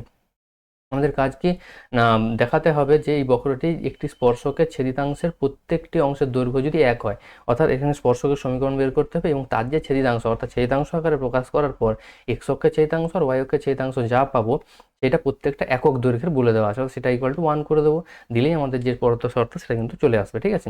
তাহলে দেখো প্রথম হচ্ছে বক্রের ক্ষেত্রে যেহেতু আলফা বিটা বিন্দুতে স্পর্শক টানা হয়েছে ধরে নিয়েছি, তাহলে আলফা বিটা সমীকরণকে আবার সিদ্ধ করবে, সেটাকে 2 নম্বর মার্ক করে দিলাম। এইবার নর্মাল লজিক আমাদের কি স্পর্শকের সমীকরণ বের করব, তার জন্য কি দরকার তার প্রবণতা প্রয়োজন, প্রবণতার জন্য ফার্স্ট অর্ডার ডেরিভেটিভ প্রয়োজন, তাহলে ফার্স্ট অর্ডার ডেরিভেটিভ করা হয়েছে কোন বিন্দুতে না আলফা বিটা বিন্দুতে মান দরকার, সেই জন্য এক্স এর জায়গায় আলফা ওয়াই এর জায়গায় বিটা বসানো হয়েছে। এবার যে বিন্দুতে স্পর্শকের সমীকরণ দরকার সেই স্পর্শকের সমীকরণ normal y minus y one সমান m into x minus x one সেটা বসিয়ে বের করা হয়েছে। আবারও সেই একই কাজ না ডান দিকে দেখো ক্যালকুলেট করলে এই পার্টটা আসবে, এবং এই পার্টটা যে কোথা থেকে ভ্যালু পাবো a স্কোয়ার বি স্কোয়ার না 2 নম্বর থেকে কেন পাই, কারণ 2 নম্বর সমীকরণকে সিদ্ধ করে আলফা বিটাটা আলফা বিটার সমীকরণকে সিদ্ধ করে, সেই জন্য এখান থেকে কিন্তু এই জিনিসটা পাবো। এই জিনিসটা কিন্তু তোমাদের বারবার বলছি, এটা কিন্তু আমাদের কাজে লাগবে, কারণ যে বিন্দুতে স্পর্শ অঙ্কন করেছি সেই বিন্দুটা অবশ্যই বক্রের উপর থাকবে, সেই জন্য বক্রের সমীকরণকে সিদ্ধ করবে এবং সেই সিদ্ধ করা যে ভ্যালুটা সেটা কিন্তু আমাদের পরবর্তীকালে পুট করতে কাজে লাগবে। সেটা কিন্তু এখানে আবার পুট করা হয়েছে স্কোয়ার বি স্কোয়ার। তারপর ছেদিতাংশ আকারে প্রকাশ করার নিয়ম কি জানি না x by a plus y by b equal to 1, অর্থাৎ ডান দিকটা আমাদের 1 করতে হবে, আর এক্সের নিচে যা আছে সেটা এক্সের ছেদিতাংশ আর ওয়াই এর নিচে যা আছে ওয়াই অক্ষের ছেদিতাংশ। এবার প্রশ্ন হচ্ছে এক্সের নিচে আমাদের কত আসছে a square by alpha, y এর নিচে চলে আসছে minus b square by beta, কারণ মাঝে আমাদের স্ট্যান্ডার্ড ফর্ম হচ্ছে মাঝে প্লাস, সেই জন্য মাঝে মাইনাস রাখা যাবে না, সেই জন্য মাঝে প্লাস করলে তাহলে মাইনাসটা যেহেতু মানগতভাবে থাকতে হবে সেই জন্য মাইনাসটাকে নিচে পাঠিয়ে দেওয়া হয়েছে। এইবার কি না একক দৈর্ঘ্য বলা আছে, দৈর্ঘ্য কখনো ঋণাত্মক হতে পারে না, সেই জন্য মডিউলাস দেওয়া হয়, তাহলে এক্স অক্ষের যে ছেদিতাংশ আর স্কোয়ার বাই আলফা তার মডটাও 1, আর ওয়াই অক্ষের যে ছেদিতাংশ মডিউলাসও মাইনাস বি স্কোয়ার হবে তার মানও 1। তাহলে সেক্ষেত্রে কত পাচ্ছি না বর্গ করে দিলাম, মড যদি তুলতে হয় আমরা বর্গ করে দিতে হবে, কারণ নাহলে মড মানে প্লাস মাইনাস আসবে, সেই জন্য সেই প্লাস মাইনাসটাকে অ্যাভয়েড করার জন্য বর্গ করে দিলাম। সেক্ষেত্রে পাচ্ছি আলফা স্কোয়ার সমান a4, বিটা স্কোয়ার পাচ্ছি b4। এইবার সেই আলফা বিটা কোথায় অবস্থান করবে, না এই দেখো এই 2 নম্বর সমীকরণে আমরা আলফা স্কোয়ারের মান, এই যে এখানে আলফা স্কোয়ারের মান, এখানে বিটা স্কোয়ার মান, কারণ আমরা ডাইরেক্ট এখানে আলফা স্কোয়ার আর বিটা স্কোয়ারের মান পেয়েছি, সেটাই 2 নম্বর সমীকরণে বসিয়ে দেবো। দেখো সেটাই আমাদের করা হয়েছে না, এখন 2 নম্বর সমীকরণে আলফা স্কোয়ার আর বিটা স্কোয়ারের মান বসিয়ে পাই। তাহলে আলফা স্কোয়ার আর বিটা স্কোয়ার যখন বসিয়ে দিচ্ছি চলে আসছে কি a square minus b square equal to 1। এবার দেখো লাস্ট পার্টটা আমাদের কি প্রমাণ করতে বলেছেন, দেখো প্রমাণ করতে হবে এ বি বিন্দুটা x square minus y square equal to 1 পরাবৃত্তের উপর অবস্থিত। দেখো পরাবৃত্তটা দেওয়া আছে x square minus y square equal to 1, এর উপর কোন বিন্দু অবস্থান করছে দেখাতে হবে এবি। তাহলে এই বিন্দুটা যদি এই পরাবৃত্তের উপর অবস্থান করে তাহলে বিন্দুটা স্যাটিসফাই করবে। বিন্দুটা স্যাটিসফাই করার অর্থ কি, এক্স এর জায়গায় এ বসাতে হবে অর্থাৎ এ স্কোয়ার, ওয়াই এর জায়গায় বি বসাতে হবে বি স্কোয়ার, তার মানে এ স্কোয়ার মানে বি স্কোয়ার ইকুয়াল টু 1 এটা হতে হবে। আর আমরা সেটাই তো প্রমাণ করেছি যে a square minus b square equal to 1, তার মানে আমরা অবশ্যই বলতে পারি যে এই বিন্দুটা x square minus y square equal to 1 পরাবৃত্তের উপর অবস্থিত, এটা আমরা বলতেই পারি। নেক্সট পার্ট দেখো l x plus m y equal to 1 সরলরেখা y equal to y square equal to 4ax অধিবৃত্তের উপর অভিলম্ব হলে। এতক্ষণ পর্যন্ত আমরা স্পর্শকের অঙ্ক অনেকগুলো করছিলাম, এবার আমাদের অভিলম্বের কথা বলা হয়েছে। কনসেপচুয়ালি আর কোনো এরর নেই, কনসেপচুয়ালি সব ঠিকই থাকবে, কারণ অভিলম্বের সমীকরণের ক্ষেত্রে কি শুধু প্রবণতাটা পরিবর্তন হবে, যেখানে আমাদের স্পর্শকের প্রবণতা ছিল ডিওয়াই ডিএক্স, অভিলম্বের প্রবণতা হবে মাইনাস অফ ডিএক্স ডিওয়াই, বা যে বিন্দুতে বের করতে হবে। এখানে কিন্তু দেখো আবার সেই আমাদের যে আগের যে টেকনিক ছিল সেই টেকনিকে ফিরে চলে এলাম, কি না অভিলম্বের সমীকরণ দেওয়া রয়েছে আর আমাদের বক্র দেওয়া রয়েছে, এবার একটা শর্ত প্রমাণ করতে হবে। তাহলে টেকনিকটা আবার একবার মনে করে দিই কি ছিল, না আমরা যে কোনো একটা বিন্দুতে অভিলম্বের সমীকরণ বের করব, প্রদত্ত সমীকরণের সাথে সেটা আইডেন্টিক্যাল করব, আইডেন্টিক্যাল বলতে একই সমীকরণ বলবো, সেখান থেকে আমরা যে বিন্দুতে বের করেছিলাম আলফা বিটা বা x1 y1 যখন যেটা ধরবো সেই অনুযায়ী তার মান বের করবো, আবার সেই বিন্দুটা যেহেতু বক্রের উপর অবস্থান করছে সেই বক্রের সমীকরণে বসিয়ে দেবো, ঠিক আছে, দিলে আমাদের যা প্রমাণ সেটা কিন্তু চলে আসবে। তাহলে এই জন্য কি করা হচ্ছে না, প্রথম আমরা অভিলম্বের সমীকরণ আমরা বের করছি, তাহলে অভিলম্বের সমীকরণের জন্য অভিলম্বের প্রবণতার প্রয়োজন, অভিলম্বের প্রবণতার জন্য মাইনাস ডিএক্স ডিওয়াই প্রয়োজন, তার জন্য ডিওয়াই ডিএক্স বের করতে হবে। তাহলে সেই জন্য প্রথম কাজ কি না, প্রদত্ত সমীকরণকে এক্স এর রেসপেক্টে ডেরিভেটিভ করা হচ্ছে, এক্স এর ডেরিভেটিভ করলে ফার্স্ট অর্ডার ডেরিভেটিভ আসছে ডিওয়াই ডিএক্স সমান 2a বাই ওয়াই। তাহলে 2a বাই কোন বিন্দুতে বের করতে হবে না, আলফা বিটা বিন্দুতে। তাহলে আলফা বিটা বসিয়ে দেওয়া হলো, এখানে যেহেতু আলফা বসানোর জায়গা নেই কারণ এক্স নেই কোথাও, সেই জন্য শুধু বিটা ভ্যালুটা বসানো হলো যে 2a বাই বিটা। এবার অভিলম্বের প্রবণতা কি জানি, minus of dx dy at alpha beta. তাহলে মাইনাস অফ ডিএক্স ডিওয়াই কীভাবে পাবো না, ডিওয়াই ডিএক্স যা পাচ্ছি তাকে উল্টে নিয়ে একটা মাইনাস দ্বিগুণ করে দিতে হবে, তাহলে অভিলম্বের প্রবণতা পেয়ে যাচ্ছি minus of beta by 2a।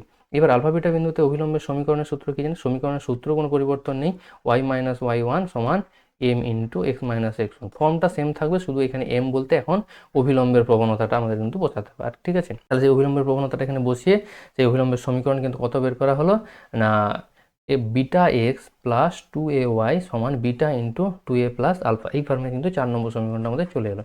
এবার যেহেতু অভিলম্বের সমীকরণ দেওয়া রয়েছে তাই আমাদের বের করানো অভিলম্বের সমীকরণ আর প্রদত্ত যে 2 নম্বর অভিলম্বের সমীকরণ এই দুটো একই সমীকরণকে রিপ্রেজেন্ট করবে, সেই জন্য বলতে পারি যে 4 নম্বর এবং 2 নম্বর সমীকরণ একই সমীকরণ। তার মানে কি ওদের এক্স এর সহগের অনুপাত, ওয়াই এর সহগের অনুপাত এবং ধ্রুবক রাশিগুলির অনুপাত পরস্পর সমান হবে, সেটাই দেখো এখানে বলা রয়েছে যে 2 নম্বর এবং 4 নম্বর সমীকরণ একই, তাই এক্স এর সহগের অনুপাত, ওয়াই এর সহগের অনুপাত এবং সহগগুলোর অনুপাত পরস্পর সমান। ঠিক আছে, তাহলে সেক্ষেত্রে আমরা প্রথমটার সাথে আবার লাস্টেরটা নিচ্ছি। এবার এক্ষেত্রে আমরা কি করেছি না, প্রথমটার সাথে দ্বিতীয়টা ক্যালকুলেট করেছি, কারণ প্রথমটার সাথে দ্বিতীয়টা ক্যালকুলেট করলে তোমরা যদি খেয়াল করে দেখো এখানে শুধুমাত্র একটাই আননোন বলতে আমাদের বিটা রয়েছে, বাকি সব কিন্তু দেওয়া ছিল, তাই সেক্ষেত্রে আমাদের বিটাটা কিন্তু খুব সহজেই বেরিয়ে চলে আসছে।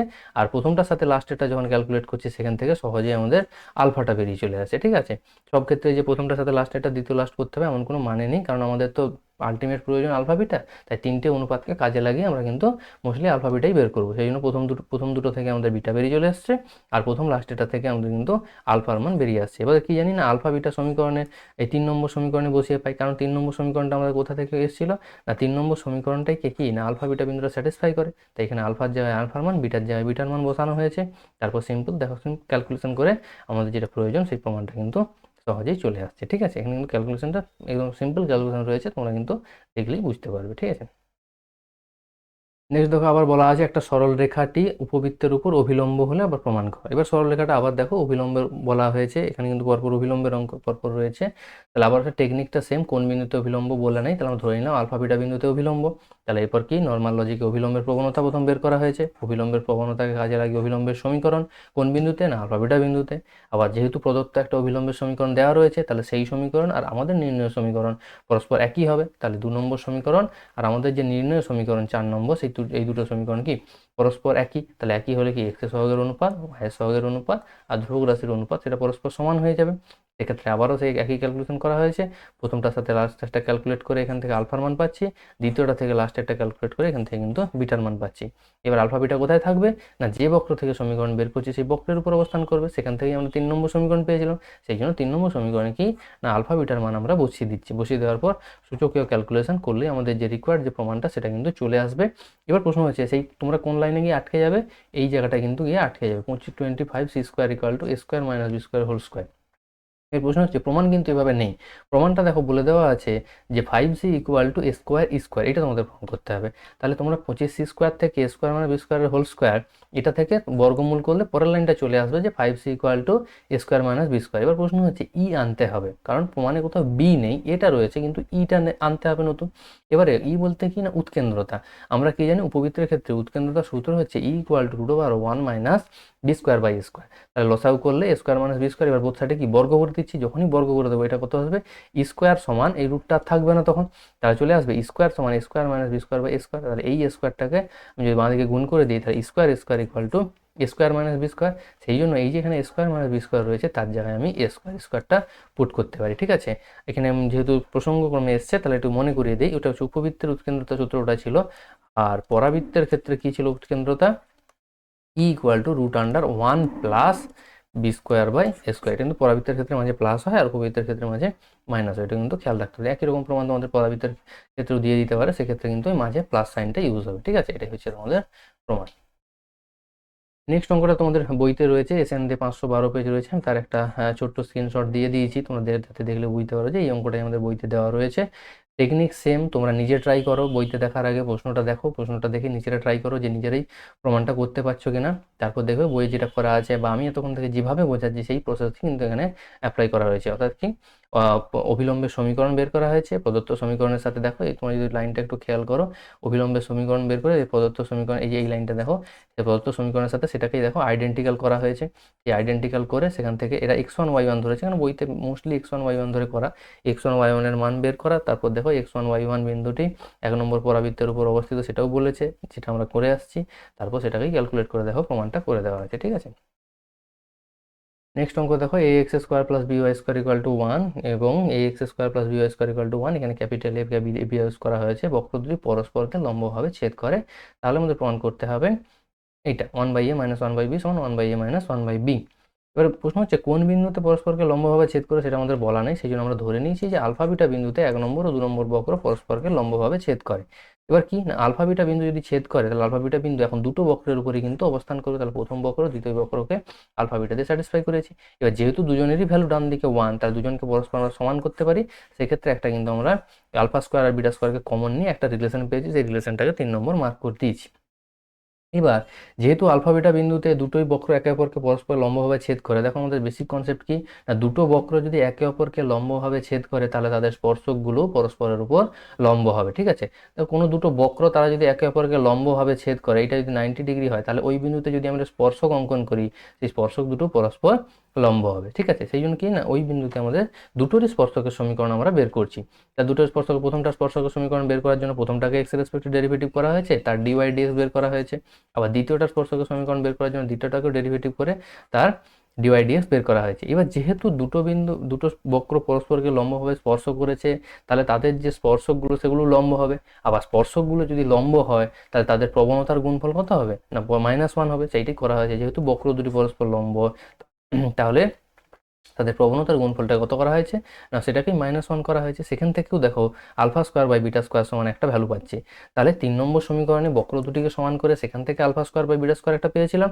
আবার 4 নম্বর সমীকরণে কি পাচ্ছি না তাদের প্রবণতাগুলোর গুণফল -1, সেটাকে কাজে লাগিয়ে আলফা স্কোয়ার বাই বিটা স্কোয়ারের একটা ভ্যালু পাচ্ছি। তাহলে এই 3 ও 4 থেকে দুটোই আলফা স্কোয়ার বাই বিটা স্কোয়ারের ভ্যালুকে কী করবো আমরা ইকুয়াল করে দেবো। তাহলে যখন ইকুয়াল করে দিচ্ছি সাইড চেঞ্জ করে আমাদের বেসিক স্প্লিট করার নিয়ম, যে বিচ্ছেদ নিয়ম যা ছিল, বিচ্ছেদ নিয়মের মধ্যে বলতে কি a মাইনাস বি বাই যদি আমাদের এবি হয় তাহলে সেক্ষেত্রে আমরা কি জানি a by a b minus b by a b, এই টাইপের যে ফর্মুলাটা রয়েছে সেই ফর্মুলাটা কিন্তু এখানে অ্যাপ্লাই করা রয়েছে। সেই ফর্মুলাটা অ্যাপ্লাই করে দেখো সাইড চেঞ্জ করলে আমাদের যে রিকোয়ার্ড প্রমাণ সেই রিকোয়ার্ড প্রমাণটা কিন্তু চলে আসবে। ঠিক আছে, পরের অঙ্কটাও দেখো SN 518 পেজ, এক্সাম্পল 29 নম্বর, তোমরা কিন্তু এটাও দেখতে পাবে বইতে।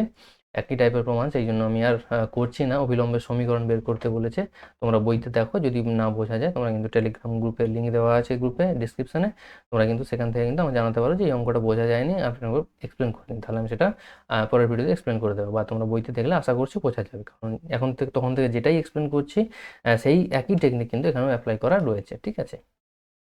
পরের অঙ্ক দেখো, বলা হয়েছে x y equal to c square সমপরাবৃত্ত টি বিন্দুতে অভিলম্ব তাকে পুনরায় যদি আবার টি ড্যাশ বিন্দুতে ছেদ করে, তাহলে টি কিউব টি ড্যাশের মান হবে -1, এটা আমাদের প্রমাণ করতে হবে। দেখো, যে কোনো x y equal to c square, এই যে সমপরাবৃত্ত রয়েছে এর ক্ষেত্রে যে কোনো বিন্দুর প্যারামেট্রিক আকার কি না, c t comma c by t. T বিন্দুতে হচ্ছে c t comma c by t, তাহলে টি ড্যাশ কত হবে, c t dash comma c by t dash. সেই জন্য টি বিন্দু আর টি ড্যাশ বিন্দু ধরে নেওয়া হলো। এবার হচ্ছে আমাদের কি না, টি বিন্দুতে অভিলম্বের সমীকরণ বের করতে হবে, সেখানে আবার টি ড্যাশটাকে স্যাটিসফাই করবে, এটুকু বলা আছে। তা টি বিন্দুতে অভিলম্বের সমীকরণ বের করতে গেলে অভিলম্বের টি বিন্দুতে প্রবণতা লাগবে, প্রবণতার জন্য ফার্স্ট অর্ডার ডেরিভেটিভ লাগবে, সেই জন্য কি না, প্রথম ফার্স্ট অর্ডার ডেরিভেটিভ করে ডিওয়াই ডিএক্স বের করা হলো। এবার যেহেতু অভিলম্বের সমীকরণ লাগবে, তাই আমাদের কি দরকার, মাইনাস অফ ডিএক্স ডিওয়াই, সেটাই দেখো বের করা হয়েছে, ওকে উল্টে দিয়ে মাইনাস দিয়ে গুণ করে দেওয়া হয়েছে। কোন বিন্দুতে না, অ্যাট টি।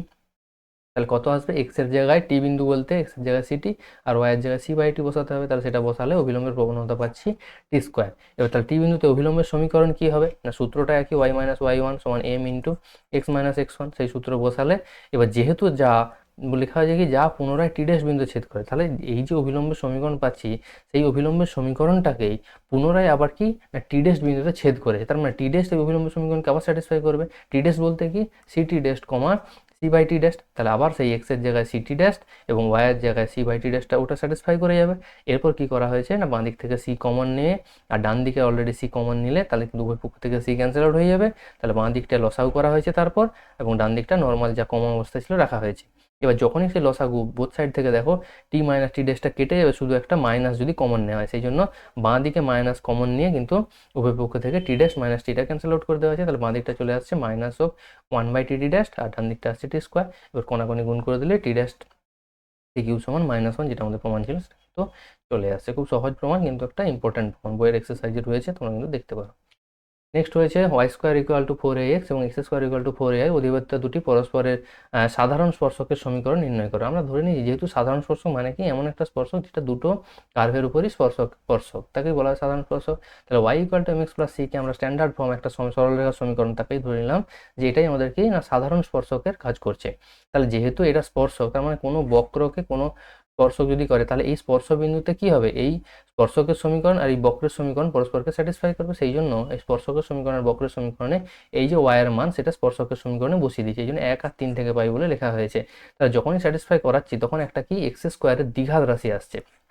এবার প্রশ্ন হচ্ছে এক্স স্কোয়ারের দ্বিঘাত রাশি মানে এর কটা মান থাকবে, অন্তত দুটো মান থাকবে। তাহলে এক্সের দুটো মান থাকবে, x1 আর x2 কথা যদি বলি, তাহলে x1 x2 তার দুটো মান থাকবে। কিন্তু প্রশ্ন হচ্ছে যদি দুটো মান আমাদের পাওয়া যায়, সেক্ষেত্রে তাহলে কি হবে, তাহলে এই যে স্পর্শকটা সেটা আদতে স্পর্শক নয়, ওই বক্রকে কোথাও না কোথাও ছেদ করবে, কারণ ছেদ করলে তবেই দুটো জায়গায় দুটো মান আমরা পেতে পারি। কিন্তু স্পর্শক যদি হয় তাহলে তো এক্সের একটাই মান পাওয়ার কথা, কারণ স্পর্শবিন্দু সবসময় একটাই হয়, তাহলে সেক্ষেত্রে তো এক্সের দুটো মান পাওয়া সম্ভব নয়।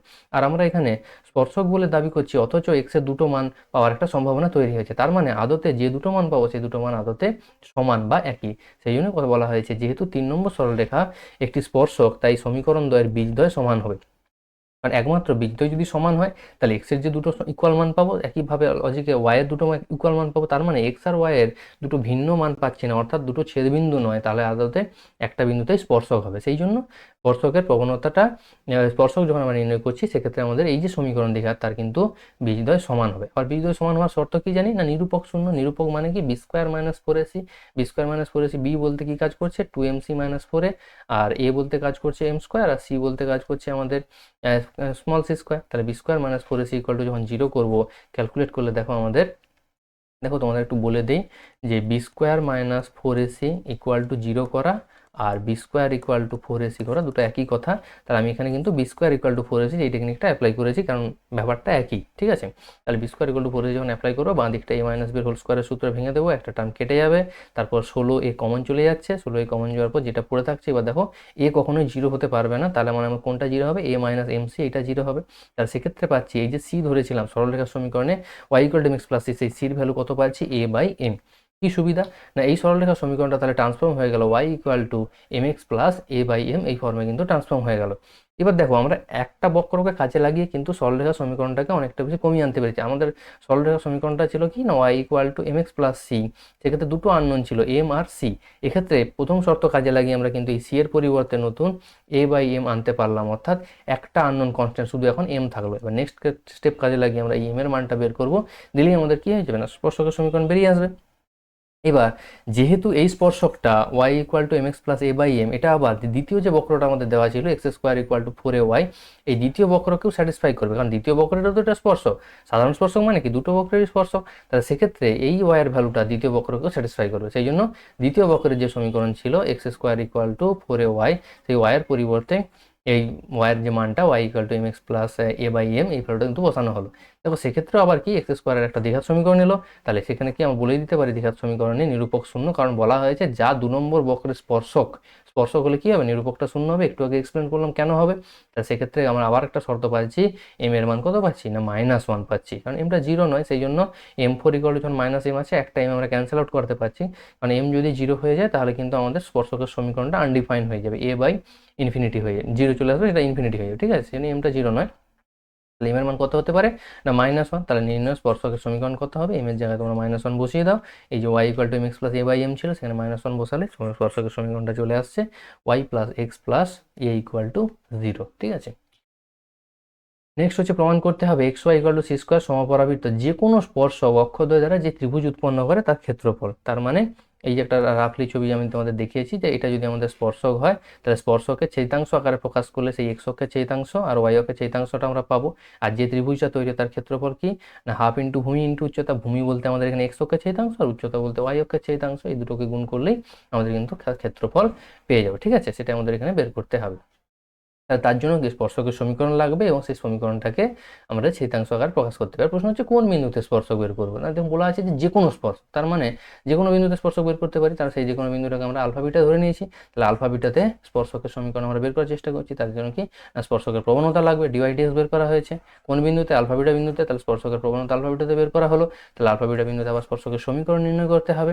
তাহলে সেক্ষেত্রে আমরা আলফা বিটাকে y মাইনাস y1 সমান m into x minus x1 apply করে স্পর্শকের সমীকরণ বের করা হলো। তাহলে সেই যখন স্পর্শকের সমীকরণ বের হলো তাকে যখন ছেদিতাংশ আকারে প্রকাশ করছি x/2 alpha y/2 beta equal to 1 আসছে, তাহলে x অক্ষের ছেদিতাংশ আসছে 2 আলফা আর y অক্ষের ছেদিতাংশ আসছে 2 বিটা। তার মানে এই যে যে ত্রিভুজটা উৎপন্ন করেছে সেই ত্রিভুজের ক্ষেত্রফল নির্ণয় করতে গেলে যে ভূমি লাগে সেই ভূমিটাই হচ্ছে 2 আলফা আর উচ্চতাটা হচ্ছে 2 বিটা। তাহলে ক্ষেত্রফলের সূত্র কি না হাফ ইন্টু ভূমি ইন্টু উচ্চতা বর্গ একক, এটাও বর্গ একক হবে। এবার প্রশ্ন হচ্ছে কি একটা 2 ক্যান্সেল আউট হয়ে যাবে, তাহলে পড়ে থাকবে 2 আলফা বিটা। এবার প্রশ্ন হচ্ছে এই আলফা বিটার ভ্যালু কত, না যেহেতু আলফা বিটা আবারও সেই লজিকটা সেম, যে আলফা বিটা সমীকরণের উপর সমীকরণটা কি ছিল x y equal to c square, তাহলে x y equal to c স্কোয়ারের উপর যদি আমাদের আলফা বিটা অবস্থান করে তাহলে কত হবে, আলফা বিটা ইকুয়াল টু হয়ে যাবে সি স্কোয়ার। সেই জন্য যেখানে আলফা বিটা পেয়েছি সেখানে মান বসিয়ে দিয়েছি সি স্কোয়ার। তাহলে আমাদের ক্ষেত্রফল কত আসছে না 2 সি স্কোয়ার বর্গ একক। বা তোমাদের এখানে কিন্তু এটা এমনটাও প্রশ্ন আসতে পারে, এখানে ত্রিভুজের ক্ষেত্রফল বের করতে বলেছে, এটা না বলে এমনটাও আসতে পারে যে দেখাও যে প্রদত্ত বক্রের যে কোনো বিন্দুতে ত্রিভুজের ক্ষেত্রফল সর্বদা ধ্রুবক হয়, ঠিক আছে, ওই বিন্দুর উপর নির্ভর করে না, এটাও কিন্তু দেখাতে হতে পারে, ঠিক আছে। মানে এটা একই কারণে দেখো 2 সি স্কোয়ার যেহেতু চলে আসে, তাহলে কি আমাদের এই আলফা বিটা বিন্দুর উপর নির্ভর করলো, নির্ভর করছে না, অর্থাৎ কিন্তু প্রমাণটা এভাবেও আসতে পারে কি, ঠিক আছে। মনে রাখতে হবে যে এর প্রমাণটা তোমরা অল্টারনেটিভ কিন্তু খাতায় নোট ডাউন করে রাখতে পারো, যে বক্রটা সেম থাকছে x y equal to c square, বক্রের যে কোনো বিন্দুতে স্পর্শক দ্বারা উৎপন্ন ত্রিভুজের ক্ষেত্রফল ধ্রুবক হয় বা ওই বিন্দুর উপর নির্ভর করে না, ঠিক আছে। এইখানে কিন্তু প্রমাণ আসতে পারে। নেক্সট দেখো আমাদের কি আছে, কোনো উপবৃত্তের একটি নাভিলম্বের এক প্রান্তে অঙ্কিত অভিলম্বটি যদি উপাক্ষের প্রান্তবিন্দুগামী হয় তাহলে উপবৃত্তের উৎকেন্দ্রতা ই হলে প্রমাণ করতে হবে E4 plus E square minus 1 equal to 0 সমীকরণকে সিদ্ধ করে। উৎকেন্দ্রতা এটা সমীকরণকে সিদ্ধ করে, এটা আমাদের দেখাতে হবে। তো দেখো উপবৃত্তের তোমরা স্ট্যান্ডার্ড সমীকরণ ধরেছি, তোমরা উপবৃত্তের যে 6টা ফর্ম রয়েছে, 6টা ফর্মের মধ্যে যে কোনো একটা ফর্ম কিন্তু তোমরা ধরতে পারো। আমি কিন্তু তোমাদের রেকমেন্ড করবো যে সবসময় স্ট্যান্ডার্ড ফর্মটাই ধরবে, তাতে কি ক্যালকুলেশন অনেক বেশি ইজি হয়। তাহলে স্ট্যান্ডার্ড ফর্মটা ধরেছি x square by square plus y square by b square equal to 1। আর ই বলতে কি না উৎকেন্দ্রতা, আমরা তোমাকে একটু আগে তোমাদের এক্সপ্লেন করা হলো যে উপবৃত্তের ক্ষেত্রে উৎকেন্দ্রতা হয় ই সমান √1 minus b square by square, এটা যদি পরাবৃত্ত হয় মাঝে প্লাস হয়ে যেত, ঠিক আছে। তাহলে আমাদের যেটুকু বের করতে হবে কি না এই লাল কালারের যেটা দিয়েছি এটাকে আমি তোমাদের নাভিলম্ব বলছি। আমরা নাভি স্থানাঙ্ক কি জানি না AE, 0। তাহলে এই যে কেন্দ্র ছিল, কেন্দ্র থেকে নাভির দূরত্বটাই হচ্ছে আমাদের এই, সেই জন্য এটা এই কমা 0 হয়, যেহেতু এটা এক্স অক্ষ। আর তাহলে নাভিলম্বের স্থানাঙ্ক কত না, নাভিলম্বের দৈর্ঘ্য জানি আমাদের 2b²/a, তার মানে উপর দিকে থাকবে b²/a, নিচের দিকে থাকবে b²/a। এই জন্য এই যে শীর্ষ নাভিলম্বের প্রান্তবিন্দুর শীর্ষ স্থানাঙ্ক হয়ে যায় এই b²/a, এবং নিচের দিকেটা যদি নেওয়া হতো তখন এই -b²/a হতো, কারণ এটা চতুর্থ পদে অবস্থান করছে সেই জন্য। কিন্তু আমাদের সেটা প্রয়োজন নেই, আমরা যে কোনো একটা বিন্দুকে কাজে লাগিয়ে করতে পারবো, কারণ পার্টিকুলার কোনো বিন্দুর কথা বলা নেই। তাহলে এই বিন্দুতে যদি আমরা অভিলম্ব অঙ্কন করি b²/a-তে, তাহলে এই অভিলম্ব কোন উপাক্ষের, কোন উপাক্ষ বলতে তাই এটা y অক্ষটাই হচ্ছে উপাক্ষ, এই উপাক্ষের কোন ধার দিয়ে যাবে, এই বিন্দুতে কোনোদিনই যাওয়া সম্ভব না। তোমরা একটু খেয়াল করে দেখো না যে আমি এই বিন্দুতে অভিলম্ব টানলে সেটা কিভাবে এই বিন্দুতে যাওয়া সম্ভব, এটা কি সম্ভব কখনো এই বিন্দুতে যাবে? তো সেটা যাবে কোন দিয়ে না, এই ডান দিকে মানে নিচের যে উপাক্ষের যে প্রান্তবিন্দু রয়েছে সেই প্রান্তবিন্দুতে অলওয়েজ যাবে। আবার আমি যদি এই বিন্দুতে অভিলম্বে টানতাম, এই বিন্দুতে যদি অভিলম্বে টানতাম, সেই অভিলম্ব কি উপাক্ষের ওই উপরের বিন্দুতে যেত, ঠিক আছে? এইভাবে কিন্তু জিনিসগুলো কিন্তু তোমাদের খেয়াল রাখতে হবে, যে আমি কখনোই চাইলে যে ওই বিন্দুতে টানলাম আবার এই উপাক্ষের প্রান্তবিন্দুতে পাঠিয়ে দিলাম, সেটা কিন্তু কখনোই সম্ভব নয়। ওই বিন্দুতে অভিলম্ব টানলে উপাক্ষের নিচের প্রান্তবিন্দু দিয়ে যাবে, অর্থাৎ 0, -b যার স্থানাঙ্ক সেই বিন্দু দিয়ে যাবে। এই স্থানাঙ্কগুলো কিন্তু তোমাদের 11-এ পড়ানো হয়েছিল, তোমাদের যদি না মনে থাকে তখন 11-এর নোটস যে রয়েছে সেই নোটসগুলো তোমরা একটু দেখতে পারো, দেখলে কিন্তু ক্লিয়ার হয়ে যাবে, ঠিক আছে?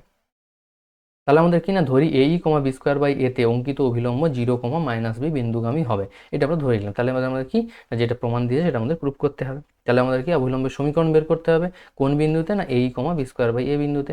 অভিলম্বের সমীকরণের জন্য অভিলম্বের প্রবণতা প্রয়োজন, অভিলম্বের প্রবণতা হচ্ছে -dx/dy। তাহলে সেই একই রকম অভিলম্বের প্রবণতা -dx/dy বের করা হলো কত না -a²y/b²x, কোন বিন্দুতে না b²/a। তাহলে দেখো সেই বিন্দুটা এখানে আবার প্লট করা হয়েছে যে b²/a-তে অভিলম্বের প্রবণতা আসছে কত, সব ক্যান্সেল আউট হয়ে গিয়ে 1/e আসছে। তাহলে অভিলম্বের সমীকরণ কত হবে না, সেই একই ফর্মুলা রয়েছে y - y1 = m × x - x1।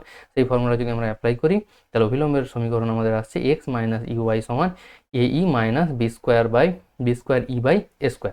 এইবার এই অভিলম্বটাই কোন বিন্দুগামী না বলেই দিয়েছিল যে উপাক্ষের প্রান্তবিন্দুগামী। উপাক্ষের প্রান্তবিন্দু বলতে এক্ষেত্রে আমাদের সিনারিওটা কি না 0, -b বিন্দুগামী। তাহলে x এর জায়গায় 0 বসালাম এবং y এর জায়গায় -b বসিয়ে দিলাম। তারপর দেখো যখনই এই সমীকরণে এই অভিলম্বের সমীকরণে বসিয়ে দিচ্ছি, তারপর আমাদের ক্যালকুলেশন করলে মানটা আসছে ab = a² - b²।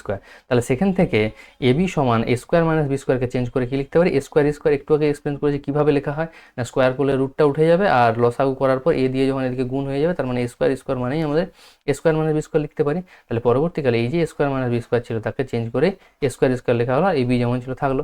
কিন্তু এরপরেও আমাদের কিন্তু প্রমাণটা আসেনি, কেন আমাদের ab রয়ে গেছে, কারণ প্রমাণের মধ্যে কি ছিল না e4 + e² - 1 = 0, এটা আমাদের প্রুফ করতে হবে। সেই জন্য কি করা হলো, e² সমান এই যে বাঁ দিকে a² ছিল, a² ভাগ করে দেওয়া, তাহলে কি হলো না b/a। না একটু আগে দেখো এই যে প্রথম লাইনটা যেটা লেখা হয়েছে, প্রথম লাইনটা কি লেখা আছে, e² = 1 - b²/a²। তার মানে b²/a² যদি পেয়ে যাই তার পরিবর্তে লিখে দিতে পারবো 1 - e², এটা কিন্তু আমরা পুট করতে পারবো। দেখো সাইড চেঞ্জ করলে সেটা চলে আসে। এই জন্য কি না উভয়পক্ষে অঙ্কগুলো বর্গ করে দেওয়া, যখনই বর্গ করছি বাঁ দিকটা e4 হয়ে যাচ্ছে আর ডান দিকটা হয়ে যাচ্ছে b²/a²। তাহলে b²/a²কে চেঞ্জ করে দেখো লিখতে পারি কি 1 - e²। তাহলে b²/a²কে চেঞ্জ করে 1 - e² লিখে দিলাম, তার মানে আমরা পেয়ে যাচ্ছি কি e4 = 1 - e²। এবার দেখো সবগুলোকে যদি বাঁ দিকে নিয়ে আসি আমাদের যেটা প্রমাণ সেটা কিন্তু চলে আসছে, ঠিক আছে? এই ছিল তোমাদের ট্যানজেন্ট নরমাল রিলেটেড যে সমস্ত প্রশ্ন, ঠিক আছে? অনেকগুলো প্রশ্ন কিন্তু এখানে সাজেশনে দেওয়া ছিল, তাই ভিডিওটি একটু অনেক বড় হয়েছে। তোমরা কিন্তু ঠান্ডা মাথায় দেখো, প্রয়োজনে একদিনে না হলে পেশেন্স নিয়ে কিন্তু দুটো টাইম ধরে হলেও দেখো, কিন্তু দেখলে তোমাদের হেল্প হবে, আমি এটুকু বলে দিতে পারি। এবং অনেক ইম্পর্টেন্ট সব প্রশ্নগুলো কিন্তু ছিল, তোমাদের নতুন যদি টেস্ট পেপার বেরোয় সেই টেস্ট পেপার দেখবে এই টাইপের প্রশ্নগুলোই কিন্তু কমন রয়েছে।